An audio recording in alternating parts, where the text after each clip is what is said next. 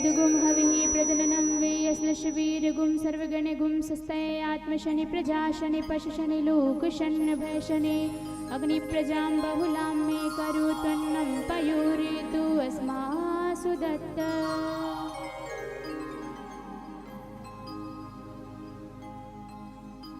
श्री भागवत भगवान की है आरती, पापियों को पाप से है तारती। श्री भागवत भगवान की है आरती, पापियों को पाप से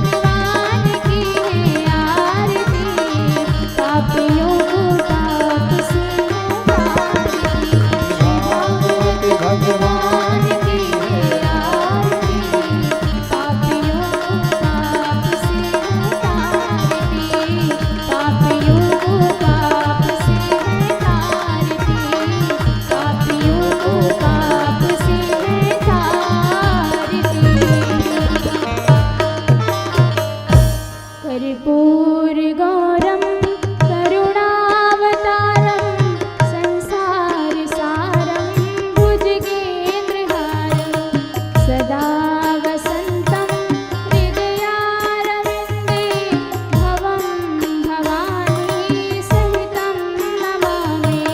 त्वमेव माता च पिता त्वमेव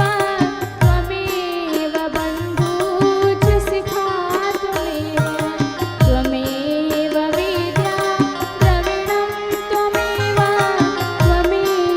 सर्वं मम देव देव त्वमेव सर्वं मम देव देव।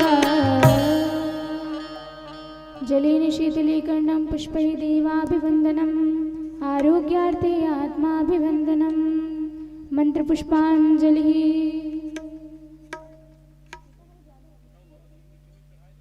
ओम यज्ञेन यज्ञमय जन्त देवास्थानि धर्माणि प्रथमान्यासन्न तेह नाकं महिमानः सचन्त्रे त्रिपूर्वे साध्याः सन्ति देवा नाना सुगन्धि पुष्पाणि यथा कालोद्भवानि च पुष्पाञ्जलिर्मया दत्त्वा गृहाण परमेश्वर गृहाण जगदीश्वर। मंत्र पुष्पांजलिं समर्पयामि। बोले श्रीमद्भागवत महापुराण की, वृंदावन बिहारी लाल की, सांवरी सरकार की, राधे रानी सरकार की। बोले सियावर रामचंद्र की, पवन सुत हनुमान की, उमापति महादेव की। जय जय श्री राधे। आप सब अपने अपने स्थान पर विराजमान हो। व्यास जी महाराज मंचासीन हो चुके हैं। हम आशीर्वाद स्वरूप व्यास जी महाराज से चाहेंगे कि वे आज की कथा हम लोगों को सुनाकर हमारे जीवन को कृतार्थ करें। व्यास जी महाराज बोलिए। व्यास जी महाराज की जय हो।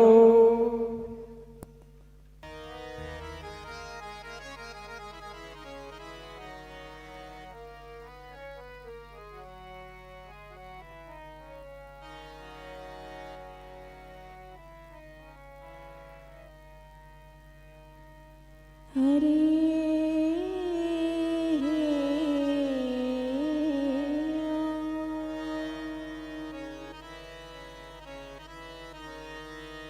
श्री गणेशाय नमः।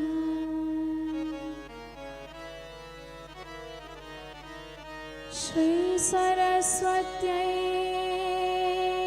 नमः।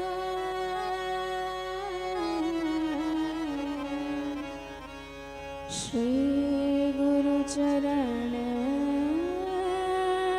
कमलेभ्यो नमः।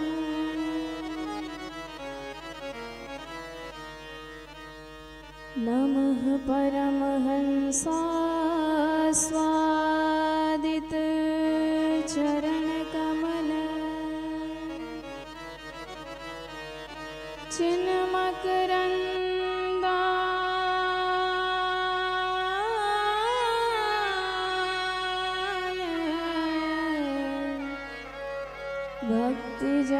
भक्तजनमानस निवासाय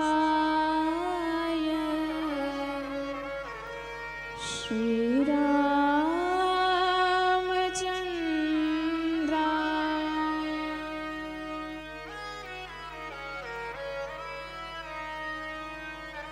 ध्येयं सदा परिभवग्नमभीष्टदोहम्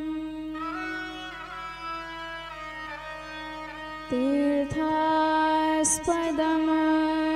शिवविरिञ्चिनुतं शरण्यम्।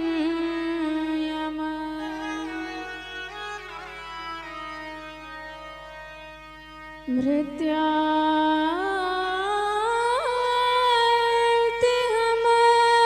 प्रणतपाले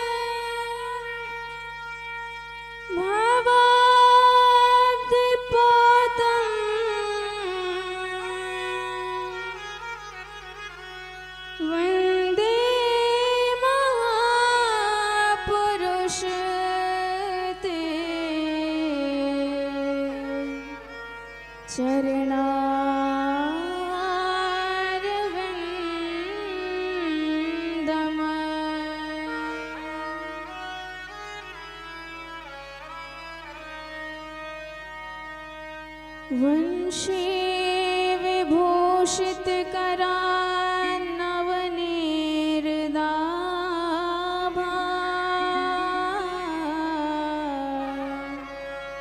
पीताम्बरा दरुण बिंब फलाधिरोष्ठा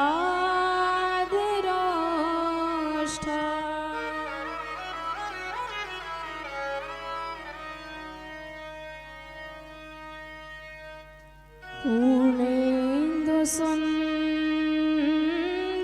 मुख दरविंद नेत्रा कृष्णात् परं किमपि तत्त्वमहं न जाने।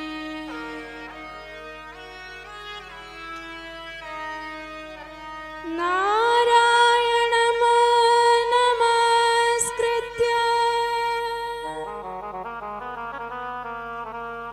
नरं चैव नरोत्तमं देवीं सरस्वतीं व्यासं ततो जयमुदीरये।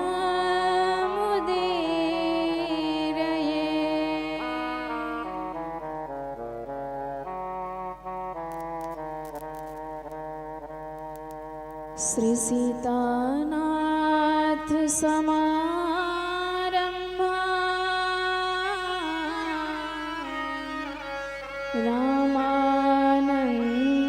रामानंदार्य माध्यमा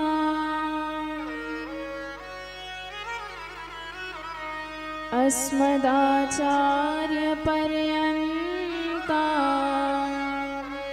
वन्दे श्री गुरु परंपरा।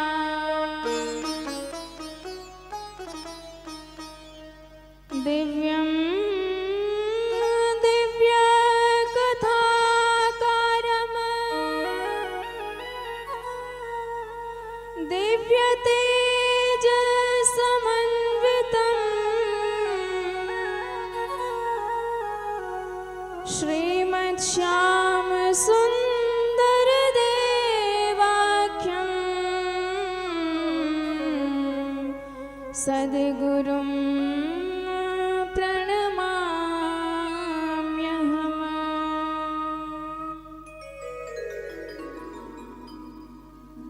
जय जय श्री राधारमण जय जय नवल किशोर जय गोपी चित चोर प्रभु जय जय माखन चोर।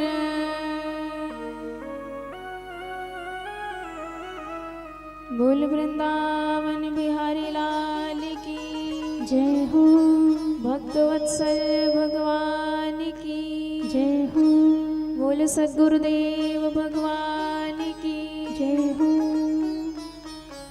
श्रीमद् भागवत महापुराण की जय हो। हनुमान जी महाराज की जय हो। आइए बड़े भाव से अपने मन और वाणी को पवित्र करने हेतु भगवान की श्री पावन चरणारविंदों में अपने भावों को समर्पित करें। तत्पश्चात प्रभु की कृपा को शीश पर धारण करके आज की मंगलमयी कथा में प्रवेश करेंगे। बोल भरे हमारे श्री राघव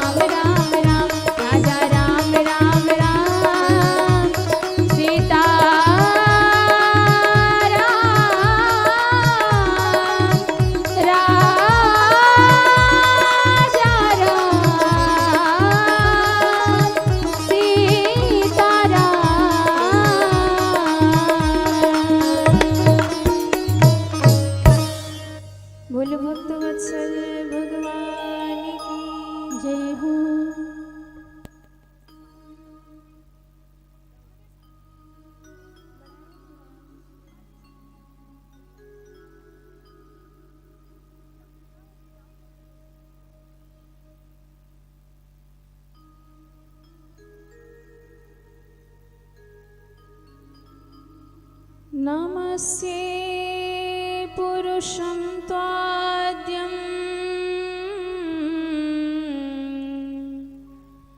ईश्वरं प्रकृते परम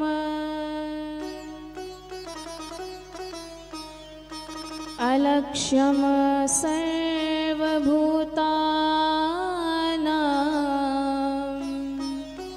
अन्तर्बहिरवस्थितम्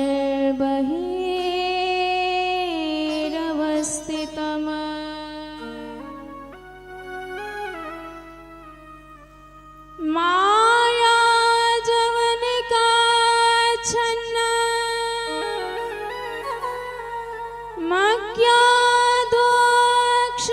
मज्ञादोक्षजमव्यम न लक्ष्यसे मूढदृशा नटो नाट्य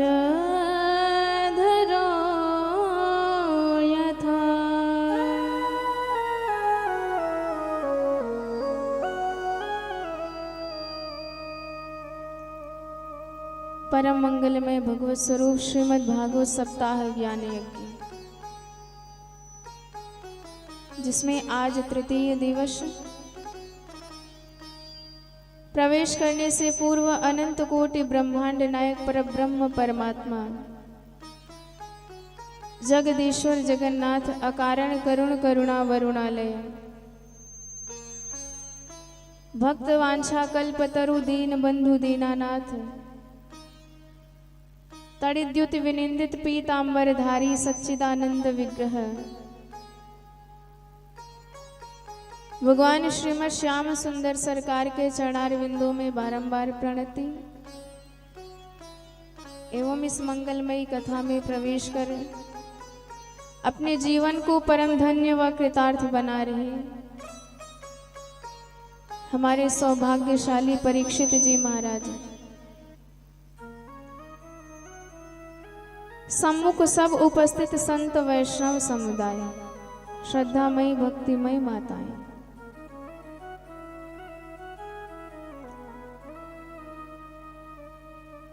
आज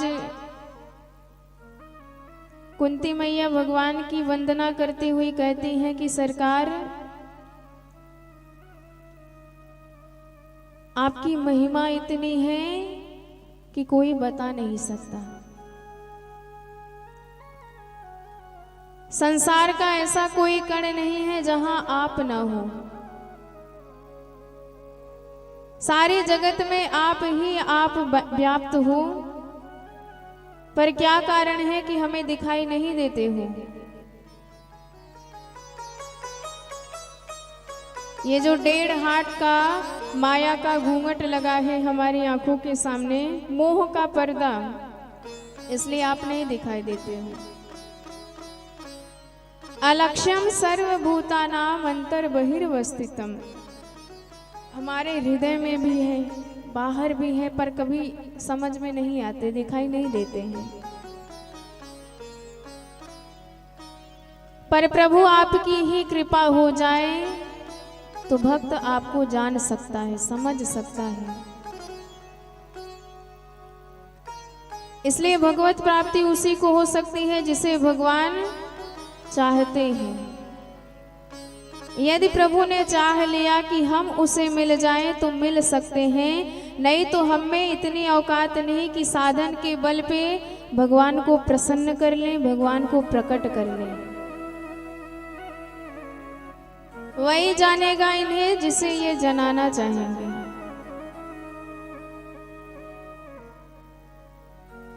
सो जाने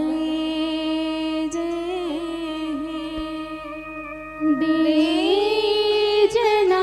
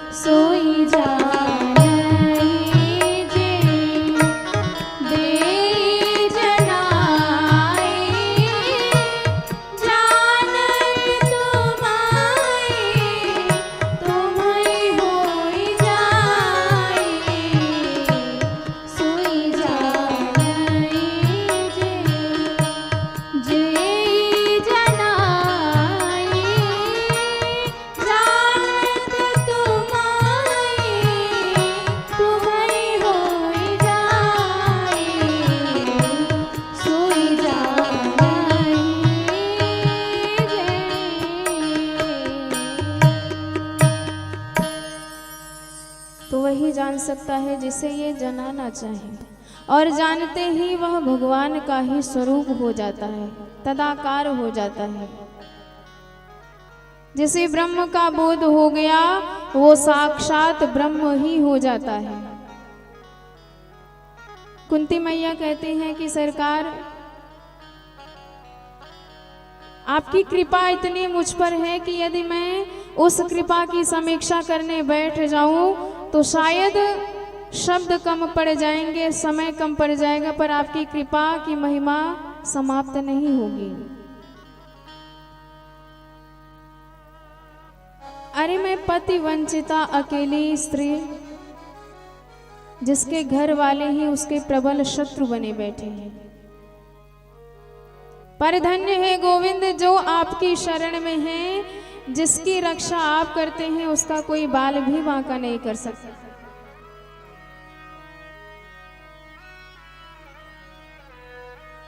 मेरे पुत्र को जहर के लड्डू खिलाए गए थे, पर आपकी कृपा से वह जहर अमृत तुल्य हो गया, बल प्रदाता हो गया।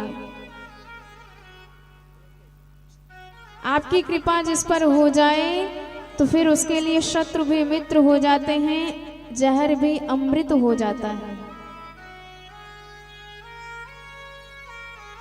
कुंती मैया कहती है सरकार, मैं तो वह क्षण याद करती हूँ, अरे आपकी नेक भ्रिकुट टेढ़ी हो जाए तो ब्रह्मांड कांप जाता है, काल भी भयाक्रांत हो जाता है। पर उन्हीं सर्व समर्थ भगवान को प्रेम के बल पे यशोदा मैया डांट देती हैं तो रुदन करने लग जाते हैं। गोप्या ददे त्वयि कृतागस्य दाम तावद,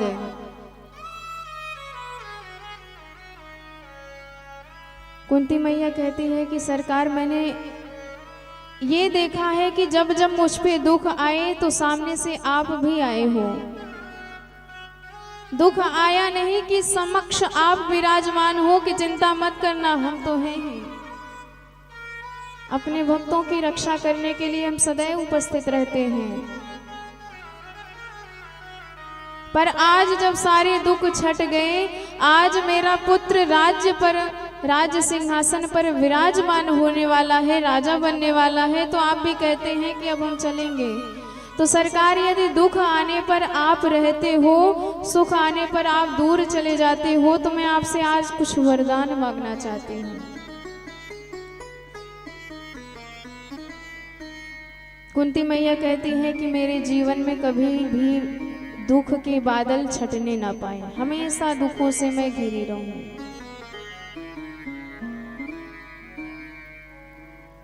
विपदा सन्तु नः शश्व तत्र तत्र जगद्गुरो भवतो दर्शनं यस्या अपुनर्भवदर्शनम्।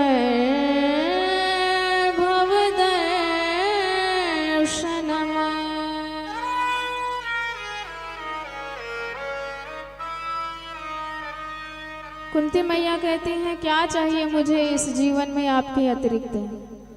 प्रभु के सिवा क्या चाहिए हमें? आप हैं तो हमारे जीवन में सबसे बड़ी संपत्ति है। आप ही नहीं हैं, ब्रह्मांड का राज्य मिल जाए पर हमारे लिए विपत्ति ही विपत्ति है। आप ही हमारे जीवन में सर्वस्व हो। विपदो नैव विपदः संपदो नैव संपदः विपद विस्मरणं विष्णु संपन्न नारायण स्मृति। विपत्ति की घड़ी आपके लिए तब है जिस वक्त, जिस क्षण आप भगवान को भूल जाएं, जिस समय हमें गोविंद ना याद आए, उससे बड़ी दुख की घड़ी हमारे लिए कुछ नहीं हो सकती। भले ही आपके पास पहनने को वस्त्र नहीं, खाने को दाने नहीं, रहने को घर नहीं, पर भगवान के भजन में 24 घंटे रमे हो तो आपसे बड़ा सुखी इस दुनिया में कोई नहीं हो सकता है। भले ही आप करोड़पति हो, अरबपति हो, पर भगवान की ही याद नहीं है, भगवान का ही भजन नहीं है, भगवान की ही भक्ति नहीं है, तो आपसे बड़ा दरिद्र, आपसे बड़ा दुखी इंसान इस दुनिया में कोई नहीं हो सकता है। हमारे हनुमान जी महाराज बताते हैं, प्रभु ने पूछा कि सीता जी मेरे वियोग में दुखी हैं। हनुमान जी ने कहा उनसे बड़ा सुखी इस जगत में कोई हो ही नहीं सकता, क्योंकि वो आपको याद करती हैं। कहा हनुमंत विपति प्रभु सोई, कह हनुमंत विपति प्रभु सोई, कह हनुमंत विपति प्रभु सोई, जब तब सजना सुमिरन होई, जब तब भजन न सुमिरन होई। कह हनुमंत विपति प्रभु सोई, जब तब भजन न सुमिरन होई। कह हनुमंत विपति प्रभु सोई, जब तब भजन न सुमिरन सोई।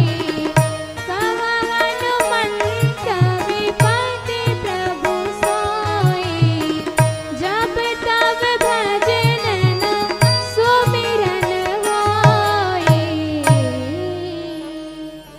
बोल भक्त वत्सल भगवान की जय हो।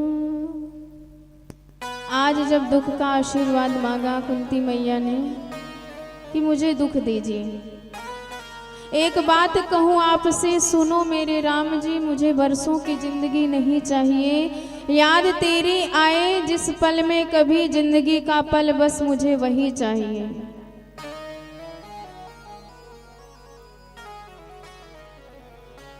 यदि तुझे इस दास की दीन दशा ही बाती है, तो आजीवन मुझे नयनों में अश्रु बही चाहिए। यदि तुझे दीन प्रिय लगता है, तो हे सरकार ऐसी करुणा बरसाना, ऐसी स्थिति प्रकट कर देना कि हर वक्त मेरे नयनों से अश्रुपात होता रहे, हर वक्त मेरे नयनों से प्रेम रस धारा बहती रहे, ताकि मैं आपकी कृपा का पात्र बन सकूं।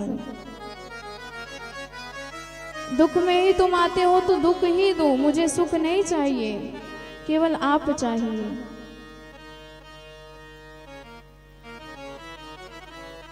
भगवान ने कहा कि आपका इतना सुंदर भाव है बुआ जी, अब हम आपको छोड़ के जाएंगे।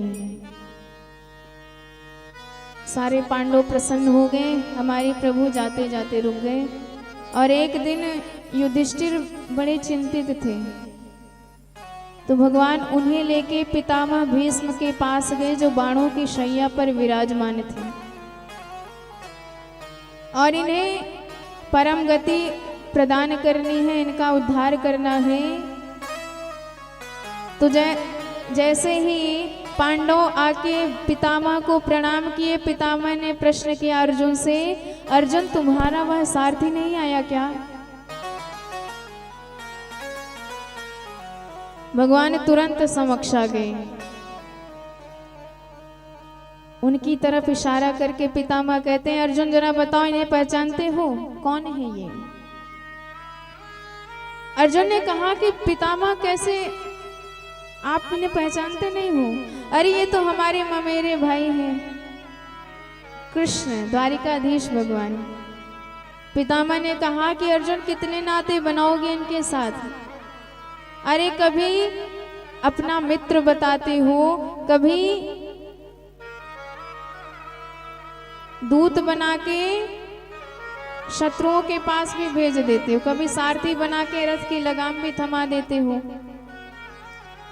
कभी मंत्री बना के सलाह भी ले लेते हो, परामर्श भी ले लेते हो, कभी गुरुजी बना के गीता का ज्ञान भी ले लेते हो। कितने नाते इनके साथ तुम्हारे हैं?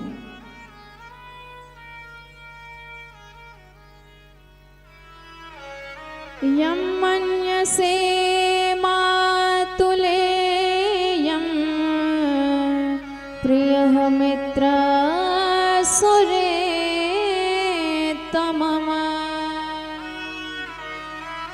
अकरो सचिवम दूतं सौहृदादत सारथिम। धन्य है गोविंद भक्त जो बनाना चाहे आप बन जाते हो। सबके मन की इच्छा पूर्ण करते हो तो एक इस दास की भी इच्छा है। भगवान ने कहा क्या? पितामह कहते हैं कि अब तक बाणों की शैया पर पड़ा इसलिए कष्ट झेल रहा हूं कि जब तक आप नहीं आते हो तब तक प्राण नहीं छोड़ने वाला। इसलिए जब तक यह शरीर छोड़ के ना चला जाऊं तब तक आप मेरे समक्ष यूं ही विराजमान रहें और जब तक विराजमान रहे मुस्कुराते रहें, क्योंकि आपकी मोहिनी मुस्कान में ही वो जादू है। एक बार उसका दर्शन कर लिया तो जन्म जन्म के दुख दूर हो जाते हैं।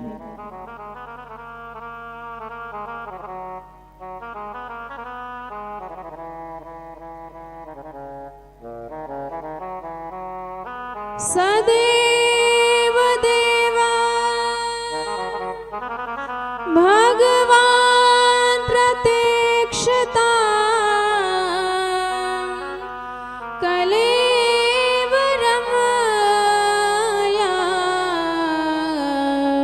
वदिदं हि नौम्यहम्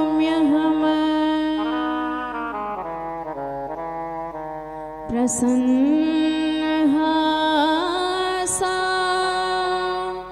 रणलोचनोल्लसन्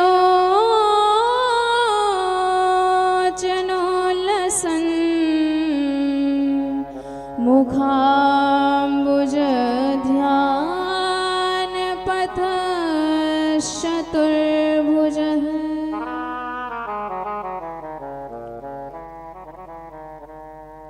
पितामह ने देखा कि सुंदर तिथि आ गई है, माघ शुक्ल एकादशी, सूर्य उत्तरायण हो चुके हैं और देवताओं का दिन है उत्तरायण काल।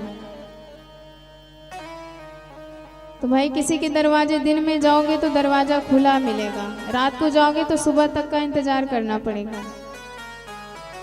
पितामह ने सोचा कि इसी पावन तिथि में निर्वाण करना चाहिए, तो जाते जाते भगवान की स्तुति करके जाऊं। भगवान से कहते हैं कि सरकार मेरा मन हो रहा है कि जाने से पहले अधूरा कार्य पूर्ण करके जाऊं। एक हमारी बिटिया है, उसे कुंवारी छोड़ के जाऊंगा तो अधूरापन रहेगा। भगवान मुस्कुराए, बाबा विवाह तो तुम्हार भयो ना, ये तेरी बिटिया कहाँ से आ गई? पितामह कहते हैं मैंने अपनी मति को ही अपनी बेटी मान लिया है।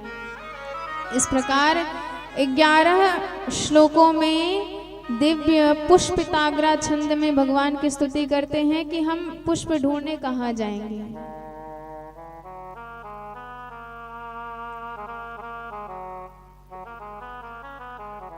इति मतिरूप कल्पिता वितृष्णा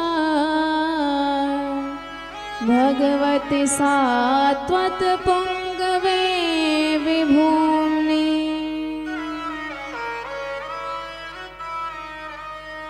भगवान ने कहा कि क्यों तुम्हारी बिटिया ज्यादा पढ़ी लिखी है जो अभी तक वर नहीं मिला इसके हिसाब से?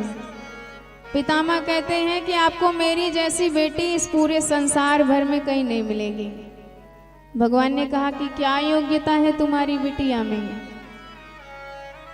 पितामह कहते हैं कि मैं मति वितृष्णा, इस संसार में जितने भी प्राणी आपको मिलेंगे कुछ ना कुछ तृष्णा सबके मन में है। किसी को यश चाहिए, किसी को सम्मान चाहिए, किसी को धन चाहिए, किसी को बाल बच्चे चाहिए, पर मुझे कुछ नहीं चाहिए। इसलिए मेरी मति अत्यंत विशुद्ध है। इस मति के बन जाओ आप पति तो मेरी भी हो जाएगी सदगति।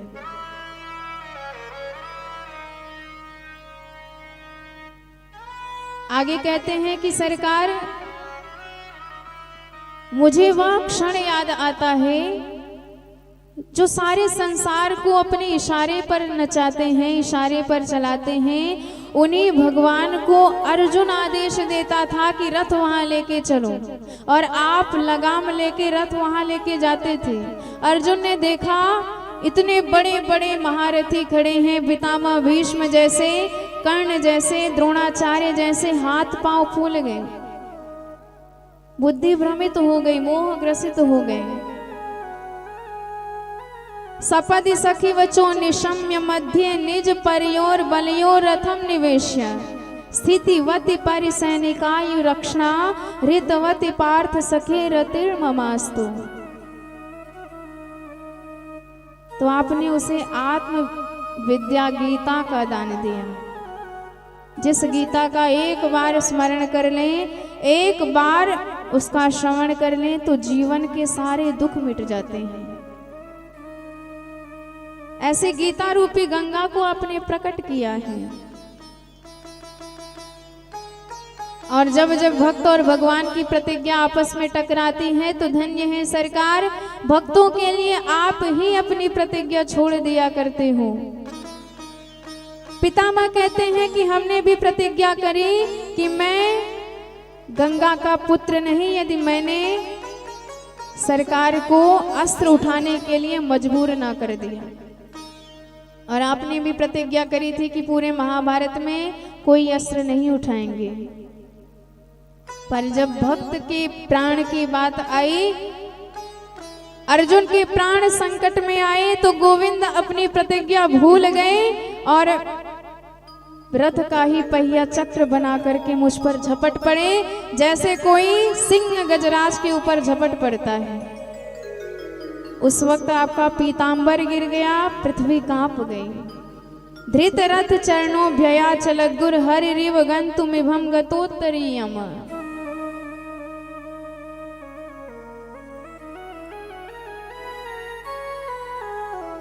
और एक भक्त इसका बड़ा सुंदर अर्थ करते हैं कि पृथ्वी क्यों कांपी और पीतांबर क्यों गिरा। पृथ्वी इसलिए कांपी कि ये तो बड़ी बड़ी प्रतिज्ञा करते हैं, और जब यही प्रतिज्ञा तोड़ने लग जाए तो मेरा क्या होगा। अभी की हुई प्रतिज्ञा इन्होंने तोड़ दिया। मुझे तो बरसों से प्रतिज्ञा करी है कि धरती तू चिंता मत कर, मैं तेरा भार हरण करने आऊंगा, कहीं उसे भी ना भूल गए हूं। तो याद दिलाने के लिए मानो धरती कांप गई। भगवान ने पीतांबरी को आदेश दिया, जाओ समझाओ इस भूदेवी को कि ये तो भक्त और भगवान की लीला चल रही है।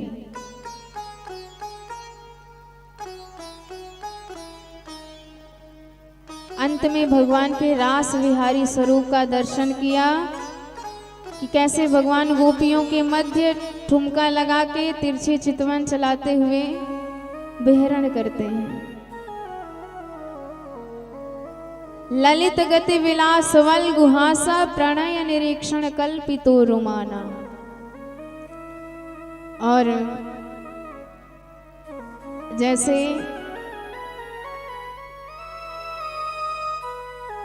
बड़े बड़े संत संपूर्ण ब्रह्मांड को तिनके की तरह त्याग देते हैं, ऐसे हमारे पितामह ने उस शरीर को तिनके की तरह त्याग दिया और भगवान के चरणों में दिव्य भव्य स्थान प्राप्त किया। बोले भक्तवत्सल भगवान की जय हो। भक्त्या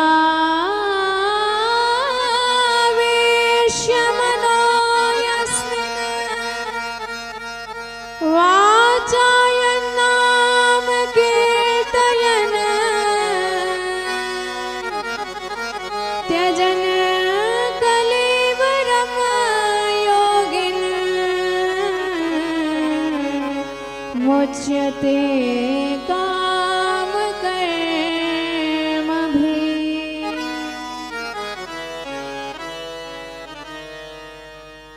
पितामह का कल्याण करवा के तत्पश्चात उत्तरा जी के गर्भ से बालक प्रकट हुआ, जिसने जो शायद मृत प्राण था, पर भगवान ने अपनी गोदी में लिया तो उसमें प्राणों का संचार हो गया। और प्रभु ने उसका नाम रखा विष्णुरात, अर्थात जिसकी रक्षा साक्षात भगवान विष्णु ने की है वो है विष्णुरात। और दूसरा नाम पड़ा परीक्षित। संतों ने भविष्यवाणी कर दी कि ये बालक कोई साधारण नहीं है, आगे चल के भविष्य में ये भगवान का परम भक्त होगा। भविष्यति न संदेहो महाभागवतो महान, तस्मान नामना विष्णुरात इति लोके बृहश्रवा। प्रभु अपनी नगरी द्वारिकापुरी को गए और विदुर जी के द्वारा धृतराष्ट्र का भी परम कल्याण हो गया। और एक दिन की बात है, युधिष्ठिर महाराज चिंता करने के लगे कि भगवान के साथ अर्जुन भी गए थे, पर आज पूरे 7 महीने बीत गए, ना तो अर्जुन आए ना तो उनका कोई संदेश आया। अरे भाई आना नहीं था तो कम से कम खबर ही भिजवा देते कि नहीं पहुंच पाएंगे। गता सप्ताधुना मासा भीमसेन तवानुजः नायाति कस्य वा हेतु नाह वेदेद मंजसा। मुझे अनिष्ट की आशंका हो रही है, क्योंकि जब कुछ गलत होने वाला होता है तो प्रकृति के द्वारा कुछ ना कुछ संकेत मिल ही जाता है। युधिष्ठिर जी कहते हैं कि मुझे आकाश में पुच्छल तारे का उदय होता दिखाई दिया। मैंने देखा कि गाय अपने बछिया का दूध पी रही हैं। मंदिरों में प्रतिमाएं ऐसी लगती हैं मानो रुदन कर रही हूं, और ये सब अनिष्ट की सूचना दे रही हैं। और उसी वक्त सामने से अर्जुन दिखाई दिए, दौड़ करके गले लगाया, पर जब ध्यान से देखा तो अर्जुन बेचारे परम दुखी थे। क्या कारण है, क्यों दुखी हैं, तमाम प्रश्न कर डाले कि ये बताओ कहीं तुमसे कोई अपराध तो नहीं हो गया, कहीं ब्राह्मण की, स्त्रियों की, गौ की हत्या तो तुमने नहीं कर दी, बालकों की उपस्थिति में उन्हें खिलाए बिना खा तो नहीं गए। प्रायः ये सब दोष है, अपराध है। किसी अगम्या के साथ गमन तो नहीं हुआ। अच्छा ये बताओ, सब छोड़ो, भगवान के साथ गए थे, भगवान हमारे कैसे हैं? और जैसे ही भगवान का स्मरण किया, अर्जुन के नयनों से झरझर अश्रुपात होने लगे, चरणों में गिर पड़े कि भैया हम अनाथ हो गए, हमारे नाथ, हमारे सरकार हमें छोड़ करके परम धाम चले गए। अरे जिन गोविंद की कृपा से मैंने युद्ध में भोलेनाथ को भी संतुष्ट किया, महाभारत जैसे युद्ध में हम विजयी हुए, आज वही भगवान हमें अकेला छोड़ करके चले गए।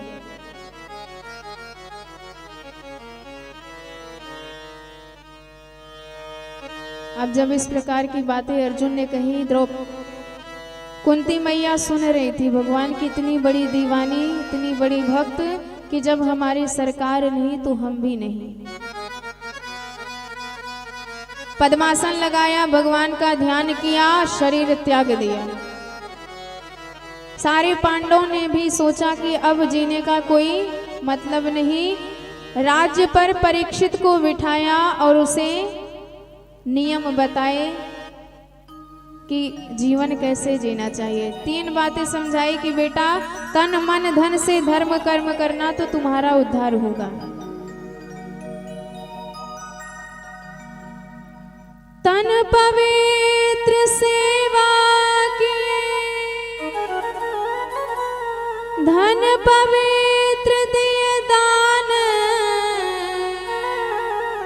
मन पवित्र हरि भजन सो, होत त्रिवेद कल्याण। सारे धर्म सिखलाए, दान धर्म, राज धर्म, स्त्री धर्म, समस्त धर्मों का ज्ञान कराया। कि शरीर तभी पवित्र होगा जब इस शरीर से संतों की सेवा की जाएगी। धन आपका कब पवित्र होगा? जब धन से दान दिया जाएगा। ऐसा नहीं कि कमा कमा के बैंक बैलेंस भर लिया, तिजोरी भर ली और उससे ना खुद उपयोग किया, उपयोग में लगाया, ना तो धर्म कर्म किया, ना दान दिया, तो वो धन बर्बाद हो जाएगा, विषाक्त हो जाएगा, आपकी पीढ़ियों को बर्बाद करने वाला हो जाएगा। जैसे कुएं में जल निकालना छोड़ दीजिए तो वह कुएं का जल 10-20 साल बाद जहर हो जाता है, जो पिएगा मरेगा। तो धन वही पवित्र होता है जिस धन से धर्म कर्म होता है, दान इत्यादि होते हैं, और मन मात्र भगवान के भजन से पवित्र होगा। पांडव चले गए, एक एक करके सबका प्राणांत हुआ, उद्धार हुआ, सशरीर युधिष्ठिर जी स्वर्ग पहुंचे। परीक्षित महाराज एक दिन बाहर निकले राज्य का हालचाल जानने के लिए। हर जगह तो यश सुना, कीर्ति सुनी, पर एक जगह बड़ा अटपटा दृश्य देखा। एक गाय और बछड़ा जा रहा है, गाय के मात्र एक पैर है और एक काला कलूटा सा व्यक्ति उनके पीछे पड़ा है। परीक्षित जी दौड़ पड़े कि जिन गायों की रक्षा के लिए हमारे गोविंद वन वन पैदल विचरे, आज मेरे होते हुए उन्हीं गायों पर इतना बड़ा अत्याचार। आप कौन हैं? आपके दुख का कारण क्या है? बछड़े ने कहा कि मैं किसे बताऊं कि मेरे दुख का असली कारण यही है। भाई, जब ग्रह दशा खराब हो तो बड़े बड़े धीर भी धराशायी हो जाते हैं। हो सकता है मेरे ग्रह नक्षत्र ही खराब होंगे, अथवा जब कर्म फल देता है तो कोई बच नहीं पाता है, कर्म का दंड भोगना ही पड़ता है। हो सकता है हमारे कर्म ही खराब रहे होंगे, अथवा भगवान की इच्छा के बिना पत्ता भी नहीं हिलता है, शायद भगवान की यही इच्छा है।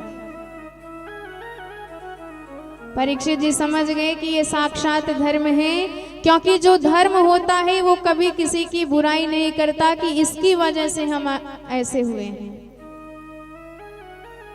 और ये साक्षात धरती है। पर ये काला कलूटा सा व्यक्ति कौन है? उसने कहा कि महाराज हम कलयुग हैं और आपकी शरण में आए हैं। परीक्षित जी ने कहा तो तुम्हें गुण कितने हैं, दोष कितने हैं? कलयुग कहता है सरकार, दोषों का तो भंडार हूं, पर गुण एक है और वह गुण है भगवान नाम संकीर्तन का। कलयुग में मात्र भगवान के गुण गण, भगवान के नाम ही उद्धार के लिए सबसे बड़ा आधार है। कलयुग केवल नाम आधार है, बिना आधार कार्ड के वहां भी एंट्री नहीं होगी। पर आपका ये वाला आधार कार्ड नहीं चलेगा, वहां तो नाम का आधार चाहिए। यदि आपके पास भगवान नाम का आधार है तो आपका उद्धार होगा, अन्यथा किसी उपाय से उद्धार होने वाला नहीं है।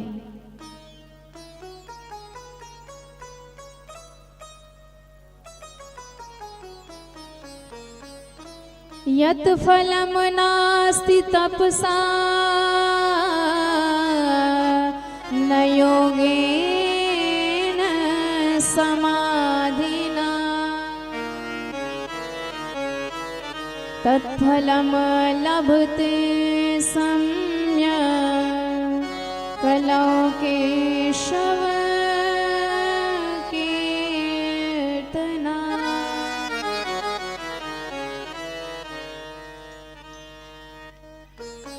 भगवान इसकी बात सुन के परीक्षित ने कहा तो गुण तो तुम्हारे बढ़िया है, चलो तुम्हें 4 जगह दिए। द्योतम पानम स्त्रिय सोना यत्रा धर्म चतुर्विधा। जहाँ पर जुआ खेला जाता हो वहाँ भी कलयुग का वास है, जहाँ पर शराब पी जाती हो वहाँ भी कलयुग का वास है, और जहाँ पर हिंसा की जाती हो, मुर्गे बकरे काटे जाते हो वहाँ भी कलयुग का वास है, और जहाँ पर लंपट पुरुष रहते हैं वहां भी कलयुग का वास है। कलयुग गिड़गिड़ाया कि सरकार आपने तो जैसे शकल देखी वैसे ही हमको कमरे भी दे दिए। अरे कम से कम एक गुण बढ़िया लगा तो एक तो बढ़िया कमरा देना चाहिए आपको। परीक्षित ने कहा मांगो क्या चाहती हूँ। उसने कहा कि यदि स्वर्ण में निवास मिल जाए तो अच्छा रहे। गुण पे रिझे हुए थे इसलिए कह दिया ठीक है जाओ दिया। अब जरा आप विचार कीजिए, भगवान स्वयं कहते हैं धातु नाम अस्मि कांचनम, धातुओं में हम सोना है, और यहाँ कलयुग का भी वास कर दिया तो किसका मानेंगे। तो इसका उत्तर हमारे गोस्वामी जी देते हैं कि यदि बेईमानी से कमाया गया धन है तो उसमें कलयुग का वास है, बुद्धि खराब कर डालेगी वो। पर यदि ईमानदारी से कमाया गया धन है तो उसमें साक्षात भगवान का वास है। अच्छा, कई बार ईमानदारी से कमाए गए धन में भी दोष होता है, तो उसके लिए आप क्या काम कीजिए, उपयोग में लाने से पहले भगवान को समर्पित कर दीजिए। वस्त्र पहनना है तो पहले ठाकुर जी को पहना के तब पहनिए प्रसादी बना के। भोजन करना है तो पहले भगवान को पवाइए, फिर उसके बाद प्रसादी बना के आप पा जाइए। वो भोजन नहीं, अब तो प्रसाद हो गया है। इसलिए हमेशा हर चीज भगवान को निवेदित करके ही ग्रहण करनी चाहिए, तब उसका दोष नहीं लगता है। तुम ही निवेदित भोजन कर,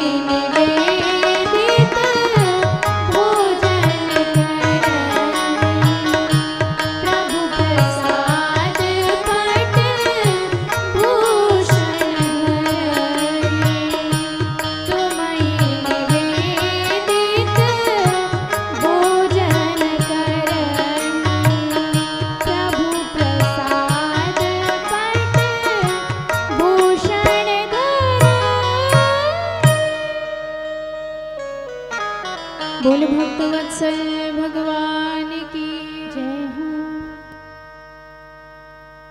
तो एक बार हमारे परीक्षित जी महाराज सोने का मुकुट धारण करके, जो हिंसा वृत्ति से आया था, शिकार करने गए। कलयुग का वास हो गया, बुद्धि भ्रमित हो गई, मार्ग भटक गए, प्यास लगी, एक आश्रम दिखाई दिया और उस आश्रम में खूब चिल्लाते रहे पर कोई उत्तर नहीं मिला। और भीतर प्रवेश करके देखा तो शमीक ऋषि की कुटिया तो ध्यान लगाए बैठे थे। अब इनकी बुद्धि भ्रमित हो गई कि ये इसलिए उत्तर नहीं दे रहे हैं कि राजा कुछ देर बोलेगा, जब कोई उत्तर नहीं पाएगा तो खुद ही भाग जाएगा। ये तो मेरा अपमान है। एक मरा हुआ सर्प लगाए और इनके गले में लपेट दिया, चले गए। और शमीक ऋषि के पुत्र ऋषि श्रृंगी ने जाके सारा दृश्य देखा तो क्रोधित हो गए, क्रोध में आंखें लाल हो गई। कौशिकी नदी के जल में प्रविष्ट हो गए, जल उठाया हाथ में, संकल्प किया, भयंकर परीक्षित जी को श्राप दे दिया।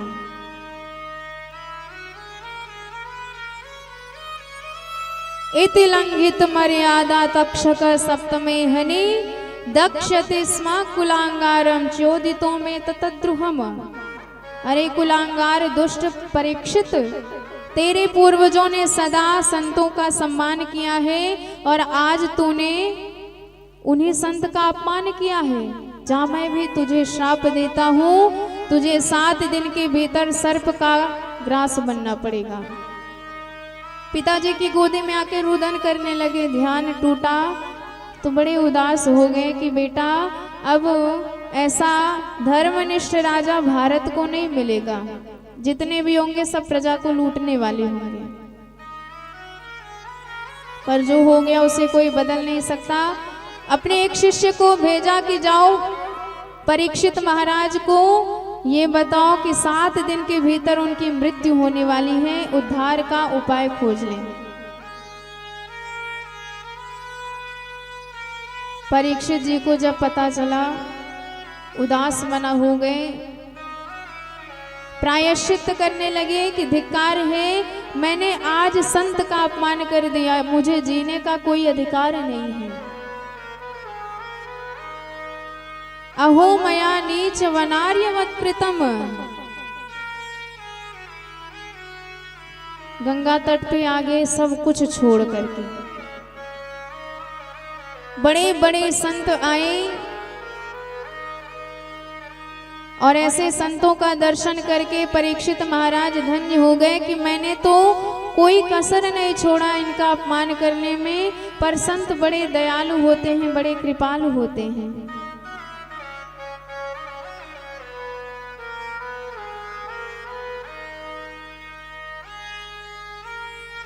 अत्रि, वशिष्ठ, गौतम, च्यवन, व्यास, पराशर ऐसे बड़े बड़े दिग्गज संत आए हैं। सबसे यही प्रश्न किया कि महाराज ये बताओ 7 दिन में मरने वाले प्राणी को क्या करना चाहिए।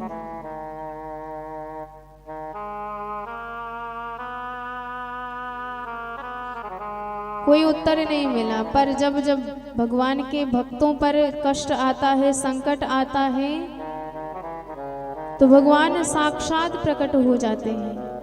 पहले भी इसी परीक्षित पर संकट आया था और तब भी कारण ब्राह्मण था, पर तब अस्त्र चलाया था, इसलिए भगवान अस्त्र से रक्षा करने के लिए अस्त्र लेके दौड़ गए मैया के गर्भ में। आज भी इसी परीक्षित पर संकट आया है, आज भी कारण ब्राह्मण है, पर आज वाणी का वज्र चलाया है। तो मानो वाणी से ही उद्धार करने के लिए भगवान आज शुकदेव का रूप बना करके प्रकट हो गए। बोल भक्तवत्सल भगवान की जय हो। तत्रा भवद् भगवान् व्यासपुत्र, तत्रा भवद् भगवान् व्यासपुत्र, तत्रा भवद् भगवान् यदृच्छया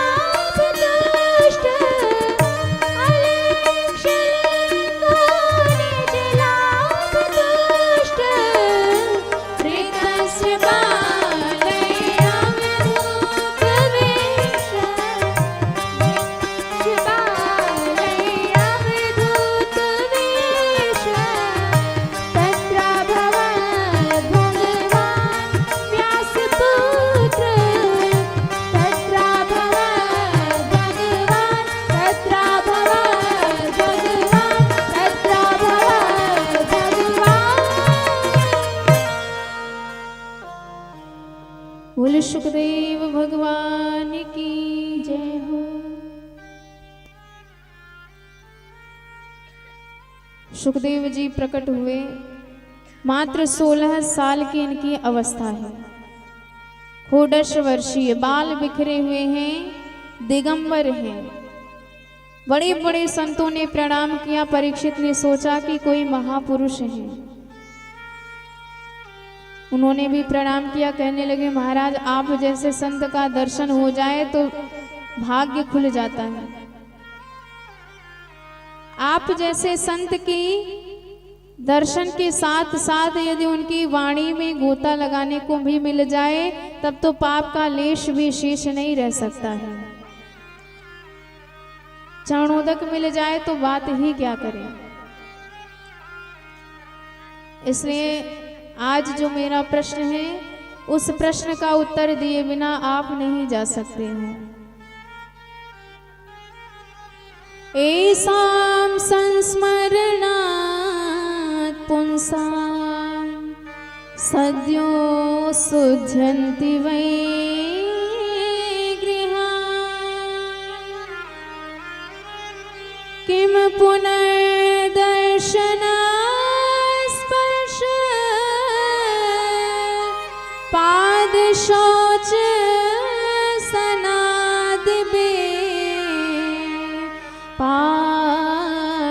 शौच सनादिबे।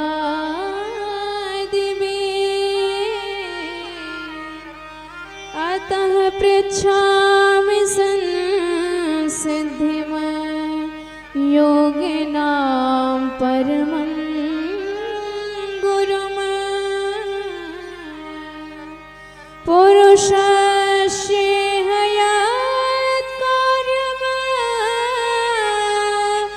म्रियमाणस्य सर्वथा।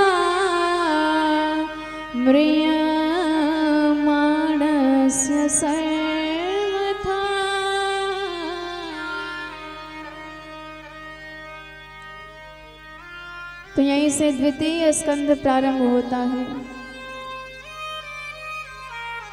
और अब हमारे सुखदेव जी की दिव्य वाणी प्रकट होती है।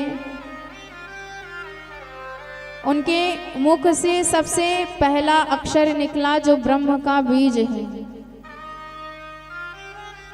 उन्होंने कहा वरीयानेशते प्रश्नकृत लोकहितो नृपः आत्मवित् सम्मत पुंसाम श्रोत्र व्यादुषयः परः। आपका प्रश्न श्रेष्ठ है। आपका प्रश्न मात्र आपके लिए नहीं है, सारे संसार के लिए, समाज के लिए है। क्योंकि 7 दिन में मरने वाले अकेले आप नहीं हो, पूरे संसार को 7 दिन में मरना है। 7 ही दिन होते हैं, सोमवार, मंगलवार, बुधवार, बृहस्पतिवार, शुक्रवार, शनिवार, रविवार। इन्हीं 7 दिन में काल का ग्रास सबको बन जाना है। पर इतना जानते हुए भी, इतना समझते हुए भी क्या हम कभी भगवान की तरफ मुड़ते हैं, भगवान से जुड़ते हैं? हमारा पूरा जीवन मात्र इस संसार के लिए ही समर्पित हो चुका है। अपने जीवन के संपूर्ण हिस्से को हमने मात्र इस संसार के लिए ही समर्पित किया है। मेरा मकान, मेरा दुकान, मेरा परिवार करते करते अंतिम घड़ी आ जाती है, पर फिर भी हमें भगवान की याद नहीं आती है। और एक बार यदि आपका जीवन गया तो फिर दोबारा लौट करके नहीं आएगा। मात्र हम एक दिन में 24 घंटे में 12 घंटे तो सोते हैं, 12 घंटे कमाते हैं, खाते हैं, पीते हैं। तो हमें भजन करने का समय ही कब मिला, भगवान के नाम लेने का समय ही कब मिला। और इसी जीवन में तमाम प्रकार के इच्छाएं हमारी चलती रहती हैं। कोई कहता है सोने का महल बनाएंगे, कोई कहता है शहंशाह हम बन जाएंगे, पर कभी ना समझे इस जीव की क्या औकात है 4 दिन की चांदनी फिर अंधेरी रात है। बंद करके मुट्ठी गर्भ में किया इकरार का, क्या हरि की सुमिरन की तुझे अब नहीं दरकार क्या। उस बड़े से दरबार में मुख कौन सा दिखलाएगा।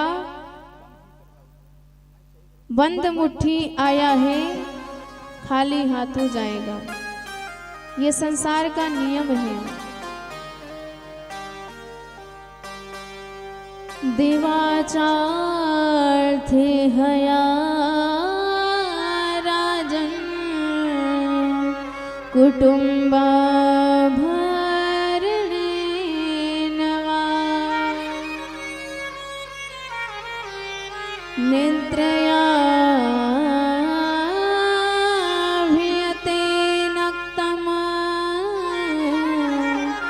व्यवायेन च वावयः।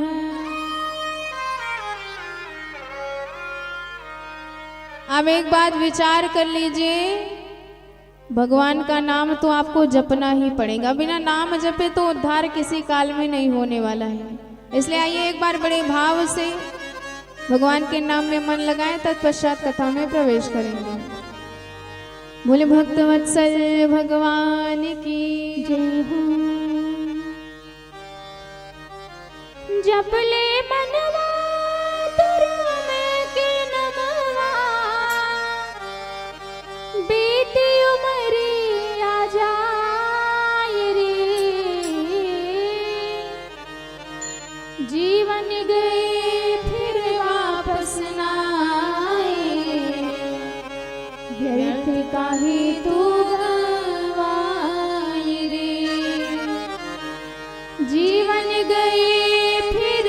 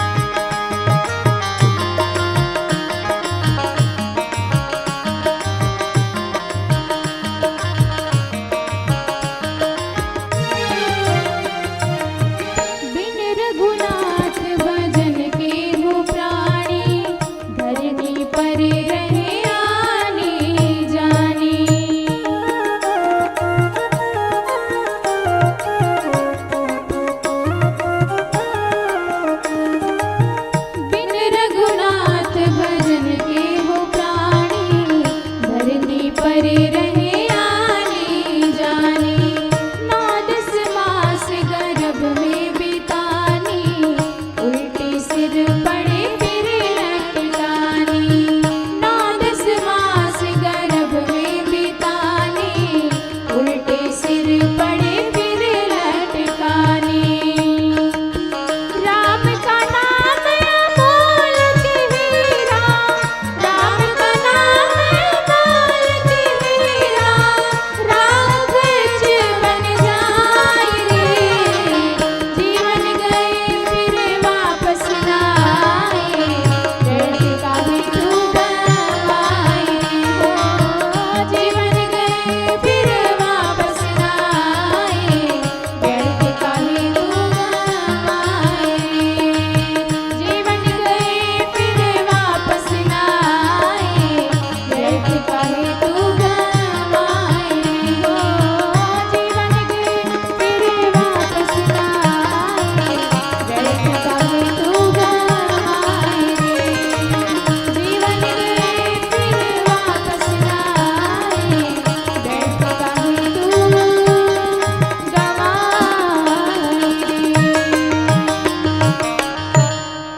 बोले भक्तवत्सल भगवान की जय हो।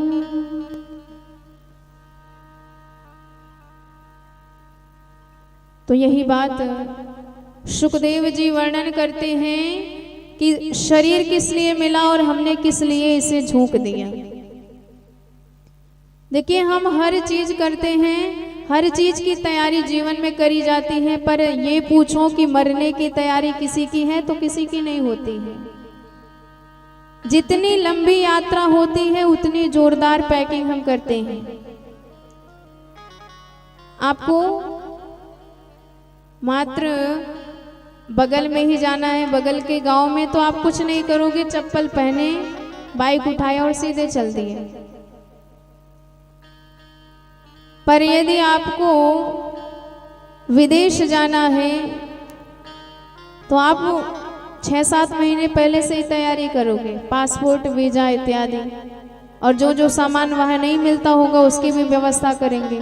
और तो और आपके यहाँ का रुपया भी वहाँ नहीं चलेगा, विदेशी में नहीं चलेगी, विदेशी करेंसी। लंदन गए हैं, अमेरिका गए हैं तो वहाँ डॉलर चलेगा, रुपया नहीं चलेगा। तो उस चीज की व्यवस्था करी जाती है।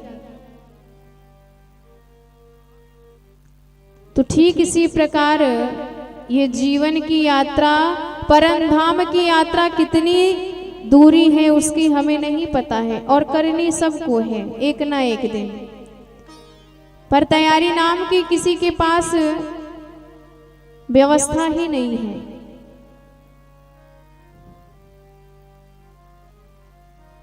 पर एक बात याद रखिए, जीवन में यदि कल्याण चाहते हैं तो 2 चीज ध्यान में रखना पड़ेगा। क्या? पहली चीज है मृत्यु, दूसरी चीज है भगवान। इन दोनों चीजों को याद कर लीजिए, हमेशा ध्यान में रखिए, आपका कल्याण, आपका उद्धार हो जाएगा। पर यदि इन्हीं दोनों चीजों को हमने भुला दिया, निश्चिंत बैठे रहे, हाथ पे हाथ धरे, तो फिर जैसे एक पानी का बुलबुला प्रकट होता है, फूट जाता है, मच्छर पैदा होता है, मर जाता है, ऐसे आप भी जन्म लेंगे और मर जाएंगे, आपको खुद ही नहीं पता चलेगा।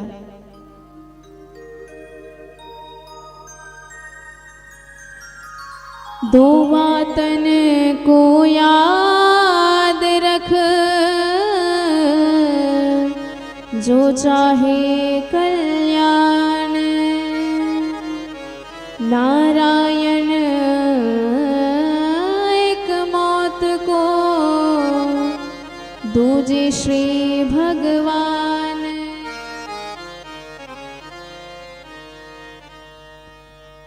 पर हमारी क्या स्थिति है? जैसे कबूतर होता है, बिल्ली उसके सामने आ जाए तो नयन बंद करके बैठ जाता है, मुझे तो बिल्ली दिख ही नहीं रही, मैं क्यों डरूं। पर मूर्ख, तुझे बिल्ली नहीं दिख रही, पर बिल्ली को तो तू दिख रहा है। 1 मिनट में तुझे खा जाएगी, काम तमाम हो जाएगा। इसलिए मौत हमें देख रही है, भले ही हम उसे ना देखना चाहें।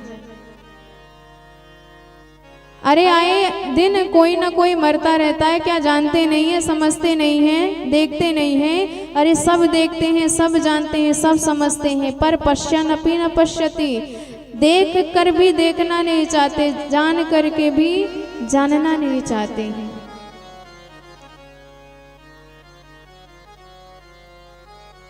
और जब तक हम मृत्यु के प्रति सजग नहीं होंगे तब तक हमारा किसी भी काल में किसी भी साधन से कल्याण नहीं होने वाला है। परीक्षित जी ने कहा कि महाराज आपकी बातें तो ठीक हैं, पर मेरे पास तो समय ही कम है, 7 दिन का ही वक्त है।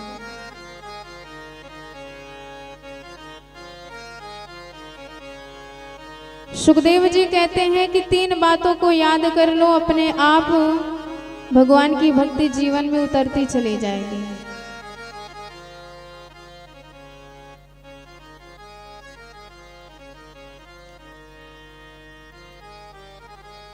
तस्मात् भारत सर्वात्मा भगवान ईश्वरो हरि, श्रोतव्यः कीर्तितव्यस्य स्मर्तव्यश्चेच्छता भयम्। पहली बात है सुने, अर्थात क्या सुने? भगवान की महिमा सुने। जितनी महिमा आप सुनेंगे उतनी ही भगवान की कृपा आपको समझ में आएगी। हमारा मन इतना कठोर है कि भगवान में शीघ्रता से नहीं लगता है। दुनिया के हर कामों में लगेगा, पर ये कहो कि भगवान का भजन करने बैठ जाए तो कभी संभव नहीं है। अच्छा आप ये बताइए, यदि लोहे से आपको औजार बनाना है तो क्या आप बना सकते हो? बड़ा कठोर है, शीघ्रता से नहीं मुड़ने वाला।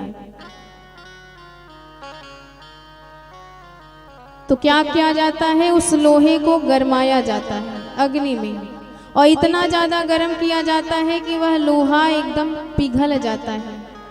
मौका बढ़िया है, लोहा गर्म है, हथौड़ा चलाइए और जिस आकृति में ढालना चाहेंगे उसी आकृति में ढल जाएगा।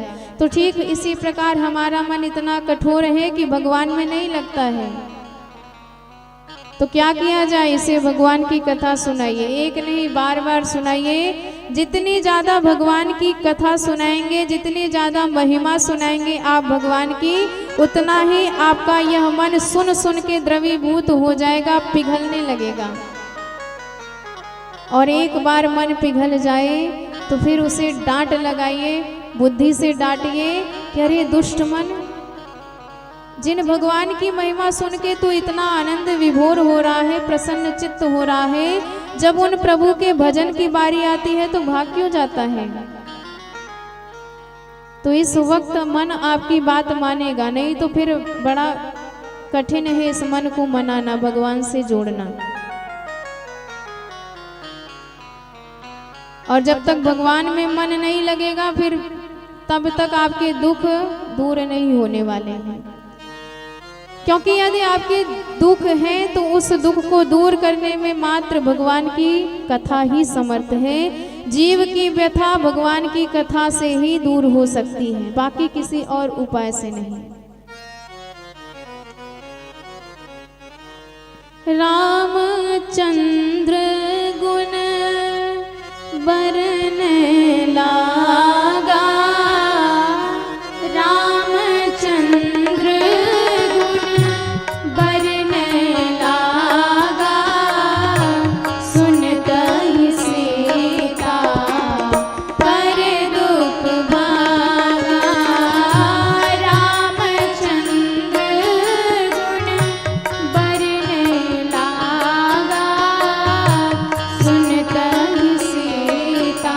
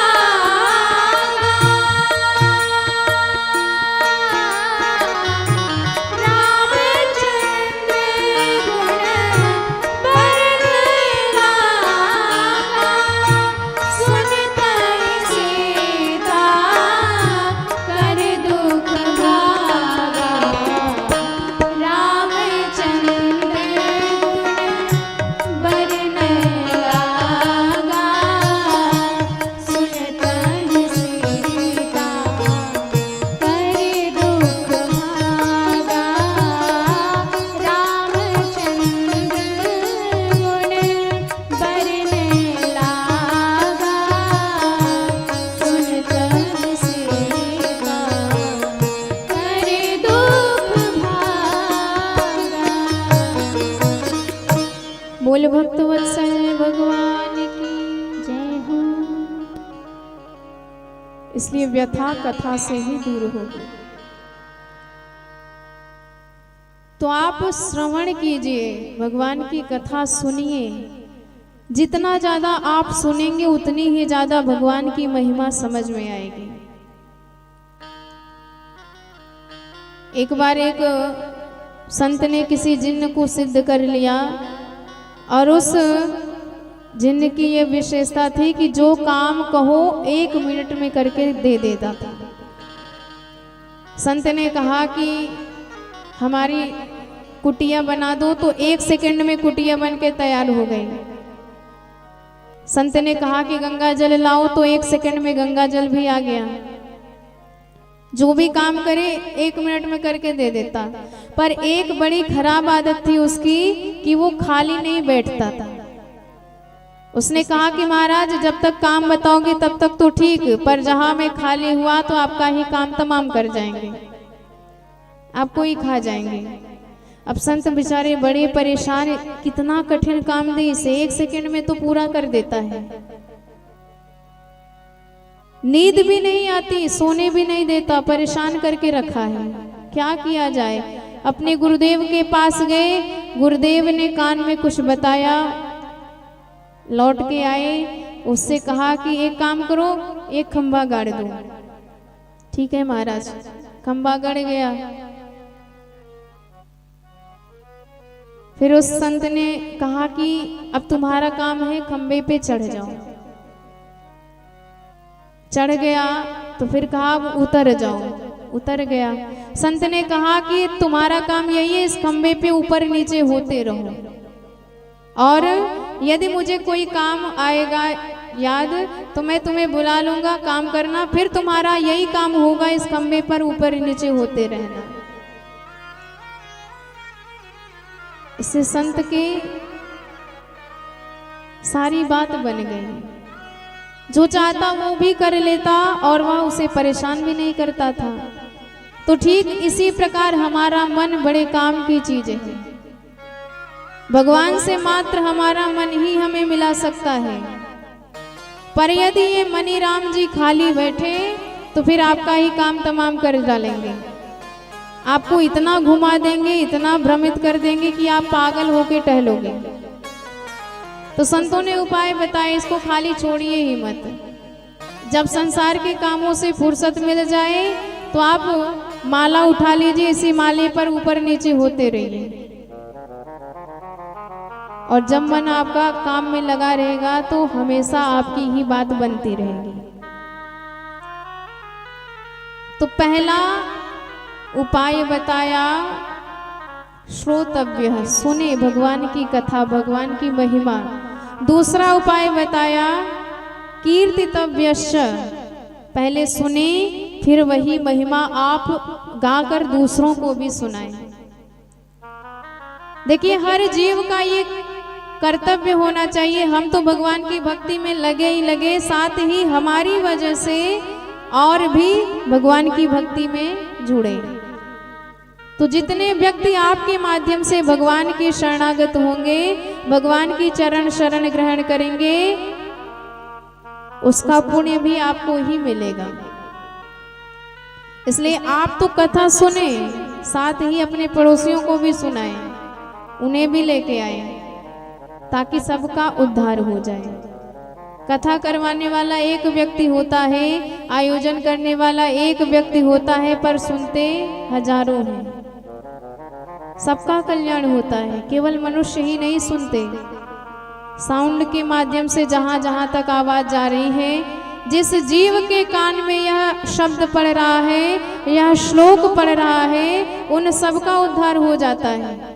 चाहे मच्छर हो, चाहे चींटी हो, चाहे गाय हो, चाहे कुत्ता हो, चाहे जो जीव हो, दृश्य अदृश्य समस्त विभूतियां सुन करके परम कल्याण को प्राप्त होती है। और जिस व्यक्ति के माध्यम से इन सब का उद्धार होता है, कल्याण होता है, वो भगवत कृपा का सबसे बड़ा पात्र बनता है।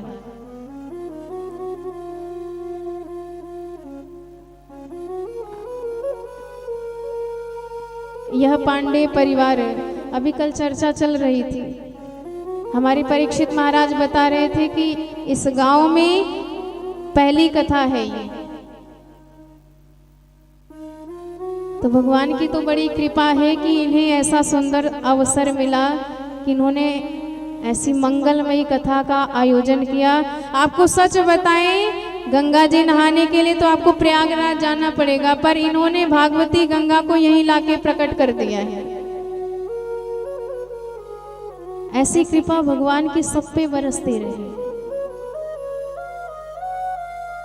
बोल भक्तवत्सल भगवान की जय हो। तो ऐसा मन बनाइए कि हमारी वजह से सबका कल्याण हो जाए, हमारा भी हो और हमारे संबंधियों का भी उद्धार हो जाए। तो पहले सुने फिर सुनाएं। अब जब सुनने सुनाने वाला कोई ना मिले तो एकांत में बैठ के भगवान का ध्यान लगाएं। जितना भी ये संसार हमें आंखों से दिखाई दे रहा है, सब भगवान की ही विभूति है, हमारे विराट भगवान की ही दिव्य ये सब विभूति है। इसलिए सब में भगवान का ही दर्शन करना चाहिए। और बताया कि जो मनुष्य शरीर धारण करके भी भगवान का भजन नहीं करते, फिर वो पशु के समान है। किस किस कामना से किस किस देवता का यजन करना चाहिए ये भी बताया सुखदेव जी ने। अन्न की कामना है, अन्नपूर्णा मैया की पूजा करो। विद्या चाहते हो तो भोलेनाथ की उपासना करो। रूप चाहते हो तो गंधर्वों की पूजा करो। सुंदर दाम्पत्य जीवन चाहते हो तो भवानी मैया की पूजा करो। यदि जीवन में सब कुछ चाहते हो और कुछ नहीं चाहते हो तो हमारे बंशी वाले की शरण में जाओ। क्यों भाई, ये बंशी वाले कुछ नहीं देते हैं? ऐसा नहीं है। इनकी शरण में आते ही जीव के सारे काम रोग ही समाप्त हो जाते हैं।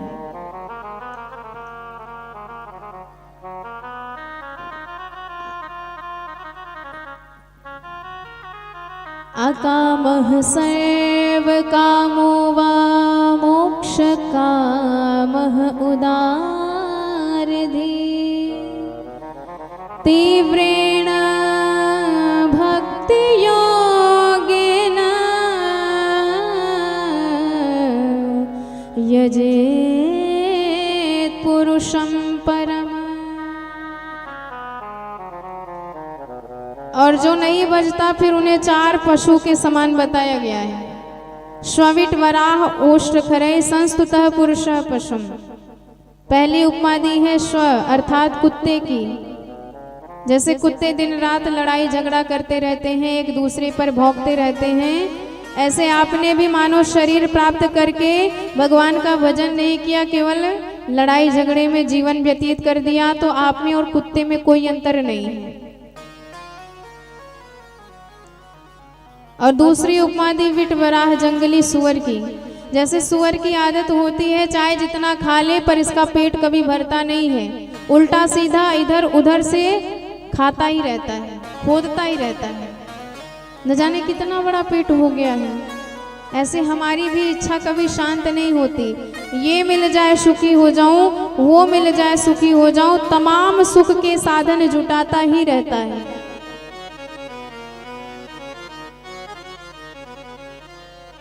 तो तृष्णा को शांत कीजिए। आप पशु नहीं हैं, आप इंसान हैं, आप मनुष्य हैं। मनुष्यता अपनी नष्ट मत करिए। तीसरी उपमा दी ऊंट की। ऊंट हमेशा सिर उठा के चलता है। जरा सी विद्या मिल गई, जरा सा पद मिल गया, जरा सा गुण आ गया तो गर्वेण तुंग शिरः। इतने अभिमानी हो गए कि अब तो बड़े बड़े महात्माओं को भी प्रणाम करने में शर्म लगती है कि हम इतने धनी, इतने सम्माननीय व्यक्ति, इन्हें कैसे प्रणाम करें। तो जिसकी ऐसी भावना होती है, भले ही दिखता है मनुष्य के जैसा पर वह ऊंट ही होता है। चौथी उपमा दी गधे की। गधा कितना कार्य करता है पर आज तक जरा बताइए किसी गधे को कोई इनाम मिला? कभी नहीं। ठीक इसी प्रकार पूरा जीवन घर गृहस्थी के लिए लगा दिया, आज शरीर जर्जर हो गई है, खटिया की पटिया पकड़े लेटे हैं। कान के पास जरा जाके कहो कि बाबा भजन करो, तो कांपती स्वर से बाबा जी कहेंगे कि नातिन की शादी और निपट जाए तो भजन ही करना है। अब परिवार वाले सोच रहे हैं कि ये निपट जाए तो बिटिया की शादी निपटाए। इनका क्या भरोसा कि बीच में ही निपट लिए सारा इंतजाम बेकार हो जाएगा। और ये भी एकदम खटिया की पटिया पकड़े लेटे हैं कि जब तक निपटा नहीं लेते निपटने नहीं वाले। ऐसी विचित्र स्थिति, पर फिर भी हमारा मन भगवान में नहीं लग रहा है।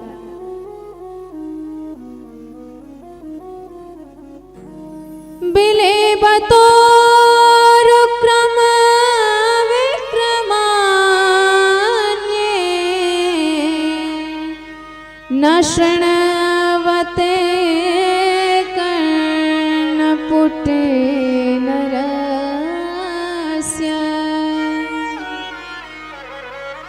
जिह्वासते दार्दुर्गे वसुता न चोपगायत्युर्गाय गाथा।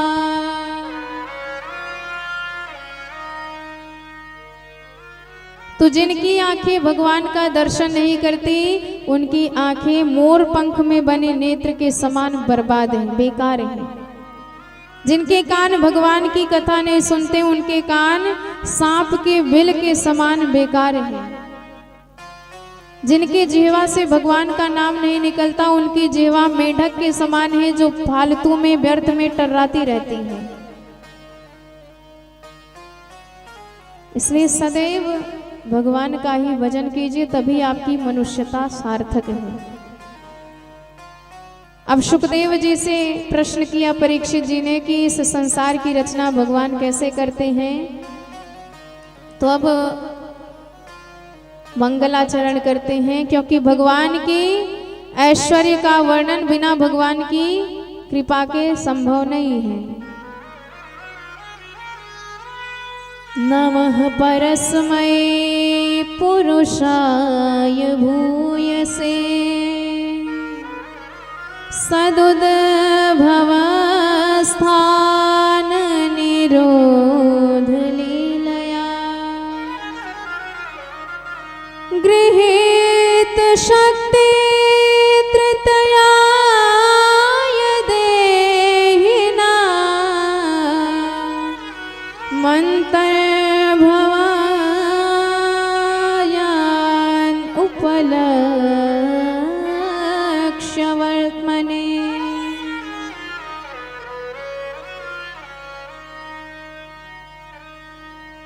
तो भगवान की कृपा के बिना, भगवान की शक्ति के बिना हमारा कभी भी कोई कार्य सफल नहीं होता है। कोई कितना भी बड़ा तपस्वी हो, कोई कितना भी बड़ा यशस्वी हो, कोई कितना भी बड़ा मनस्वी हो, पर जब तक भगवान के पावन श्री चरणों में प्रणति नहीं करेगा, तब तक किसी उपाय से उसका कल्याण नहीं होने वाला है। तपस्विनो दान परा यशस्विनो मनस्विनो मंत्र विदा सुमंगला क्षेमं न विन्दन्ति विना यदर्पणम तस्मै सुभद्र स्रवसे नमो नमः। भगवान के चरणों में प्रणाम करके सुखदेव जी वर्णन करते हैं कि नारायण प्रभु के नाभि कमल से ब्रह्मा जी की उत्पत्ति हुई। चारों दिशाओं में देखना चाहते थे, इसलिए चतुर्मुख उनके हो गए। पर विचार किया कि हम कौन हैं। उनके कान में दो शब्द टकराए, त और प, अर्थात तप कीजिए। 1000 वर्षों तक तपस्या करी, तब जाके ब्रह्मा जी को भगवान ने 4 श्लोकों में दिव्य भागवत की समस्त जानकारियां प्रदान करें, जिसे चतुश्लोकी भागवत कहा जाता है।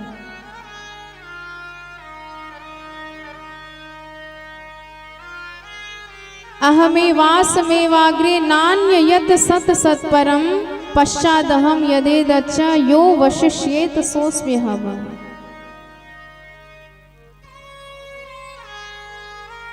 भगवान कहते हैं कि ब्रह्मा जी इस संपूर्ण सृष्टि की रचना हमने करी है,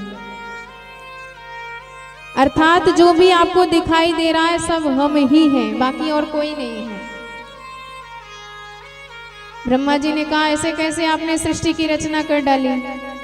अरे जिससे सृष्टि बनी है उसका कुछ मटेरियल आपके पास रहा होगा, कोई कारीगर आपके पास रहा होगा, तभी बन के ये सृष्टि तैयार हुई है। मिट्टी का घड़ा अपने आप तो बन के तैयार नहीं हो जाएगा। कुम्हार आया, उसने मिट्टी उठाया, उस मिट्टी को घड़े का आकार दिया, तब जाके घड़ा तैयार हुआ। सुनार ने स्वर्ण लेके आभूषण बनाया, तब जाके आभूषण तैयार हुआ। हार कंगन विद्या इत्यादि बनी। भगवान ने कहा कि इस संपूर्ण सृष्टि में जो बना है वो भी हम हैं और जिसने बनाया है वो भी हम हैं। जैसे मकड़ी का जाला, मकड़ी जाला बुनती है तो बाजार से रुई खरीदने नहीं जाती है, अपने पेट से पैदा करती है और स्वयं से ही बुन करके तैयार कर देती है। तो ठीक इसी प्रकार हम भी इस दुनिया के अभिन्न निमित्तोपादान कारण हैं और जो भी आपको जितना भी दिखाई दे रहा है सब हमारी ही विभूति है। किसी का भी अपमान करना समझ लीजिए आपने हमारा ही अपमान किया हो। कभी किसी में भेद नहीं करना चाहिए, सब में भगवान की ही छवि देखकर उसी भाव से सबका सम्मान करना चाहिए। हमारी वजह से, हमारे व्यवहार से किसी को कष्ट ना पहुंचे, किसी को दुख ना पहुंचे, ये भगवान की सबसे सच्ची सबसे बड़ी पूजा मानी जाती है। करने को तो आप बड़ी बड़ी विश्व यज्ञ कर रहे हो, पर मन में ही छल कपट भरा है, किसी के प्रति बुरा भाव भरा है, तो उस यज्ञ का कोई फल आपको नहीं मिल सकता है। फल तभी मिलेगा जब आपका अंतःकरण शुद्ध हो, जब आपका हृदय शुद्ध हो, मन आपका शुद्ध हो, निर्मल भाव हो। सिया राम मय सब जग जाने, करहु प्रणाम जोरे जुग पानी। तो सबको भगवान की ही छवि देख करके संपूर्ण संसार को प्रणाम करना चाहिए।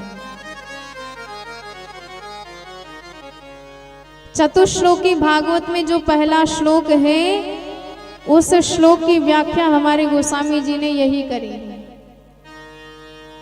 कि सिय राम मैं सब जग जानी, करहु प्रणाम जोरे जुग पानी। अब दूसरी बात बताई कि ब्रह्मा जी मेरी माया आपका बड़ा साथ देगी। माया क्या है? ऋतीर्थम यत् प्रतीयेत न प्रतीयेत चात्मनि तद विद्यादात्मनि माया यथा भासम यथा तमः। अर्थात जो नहीं है उसे दिखा दे, उसी का काम है माया।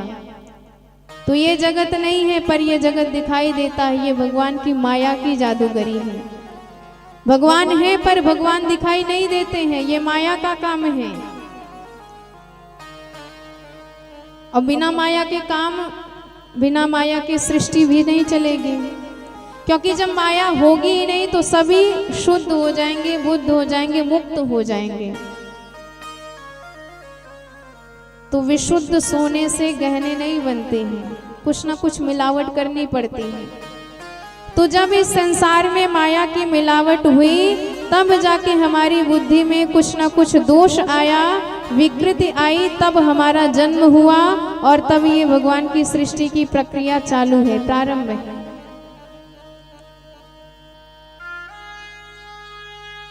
परीक्षित जी पुनः प्रश्न करते हैं कि गुरुदेव ये बताइए, भगवान की कृपा कैसे कैसे जीवों को प्राप्त होती है?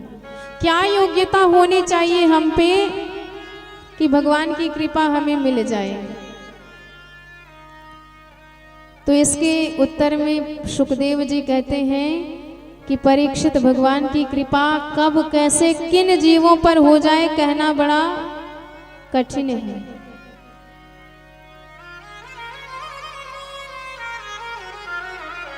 व्याध्यस्याचरणं ध्रुवस्य च वयो विद्या गजेन्द्रस्य का किम जाते विदुरस्य यादवपते रुग्रस्य किम पौरुखः कुब्जाया किमुरूप तत्रमधिकं किम तत्सुदाम्नो धनम् भक्त्या तुष्यति केवलेन च गुणैः भक्ति प्रियो माधव।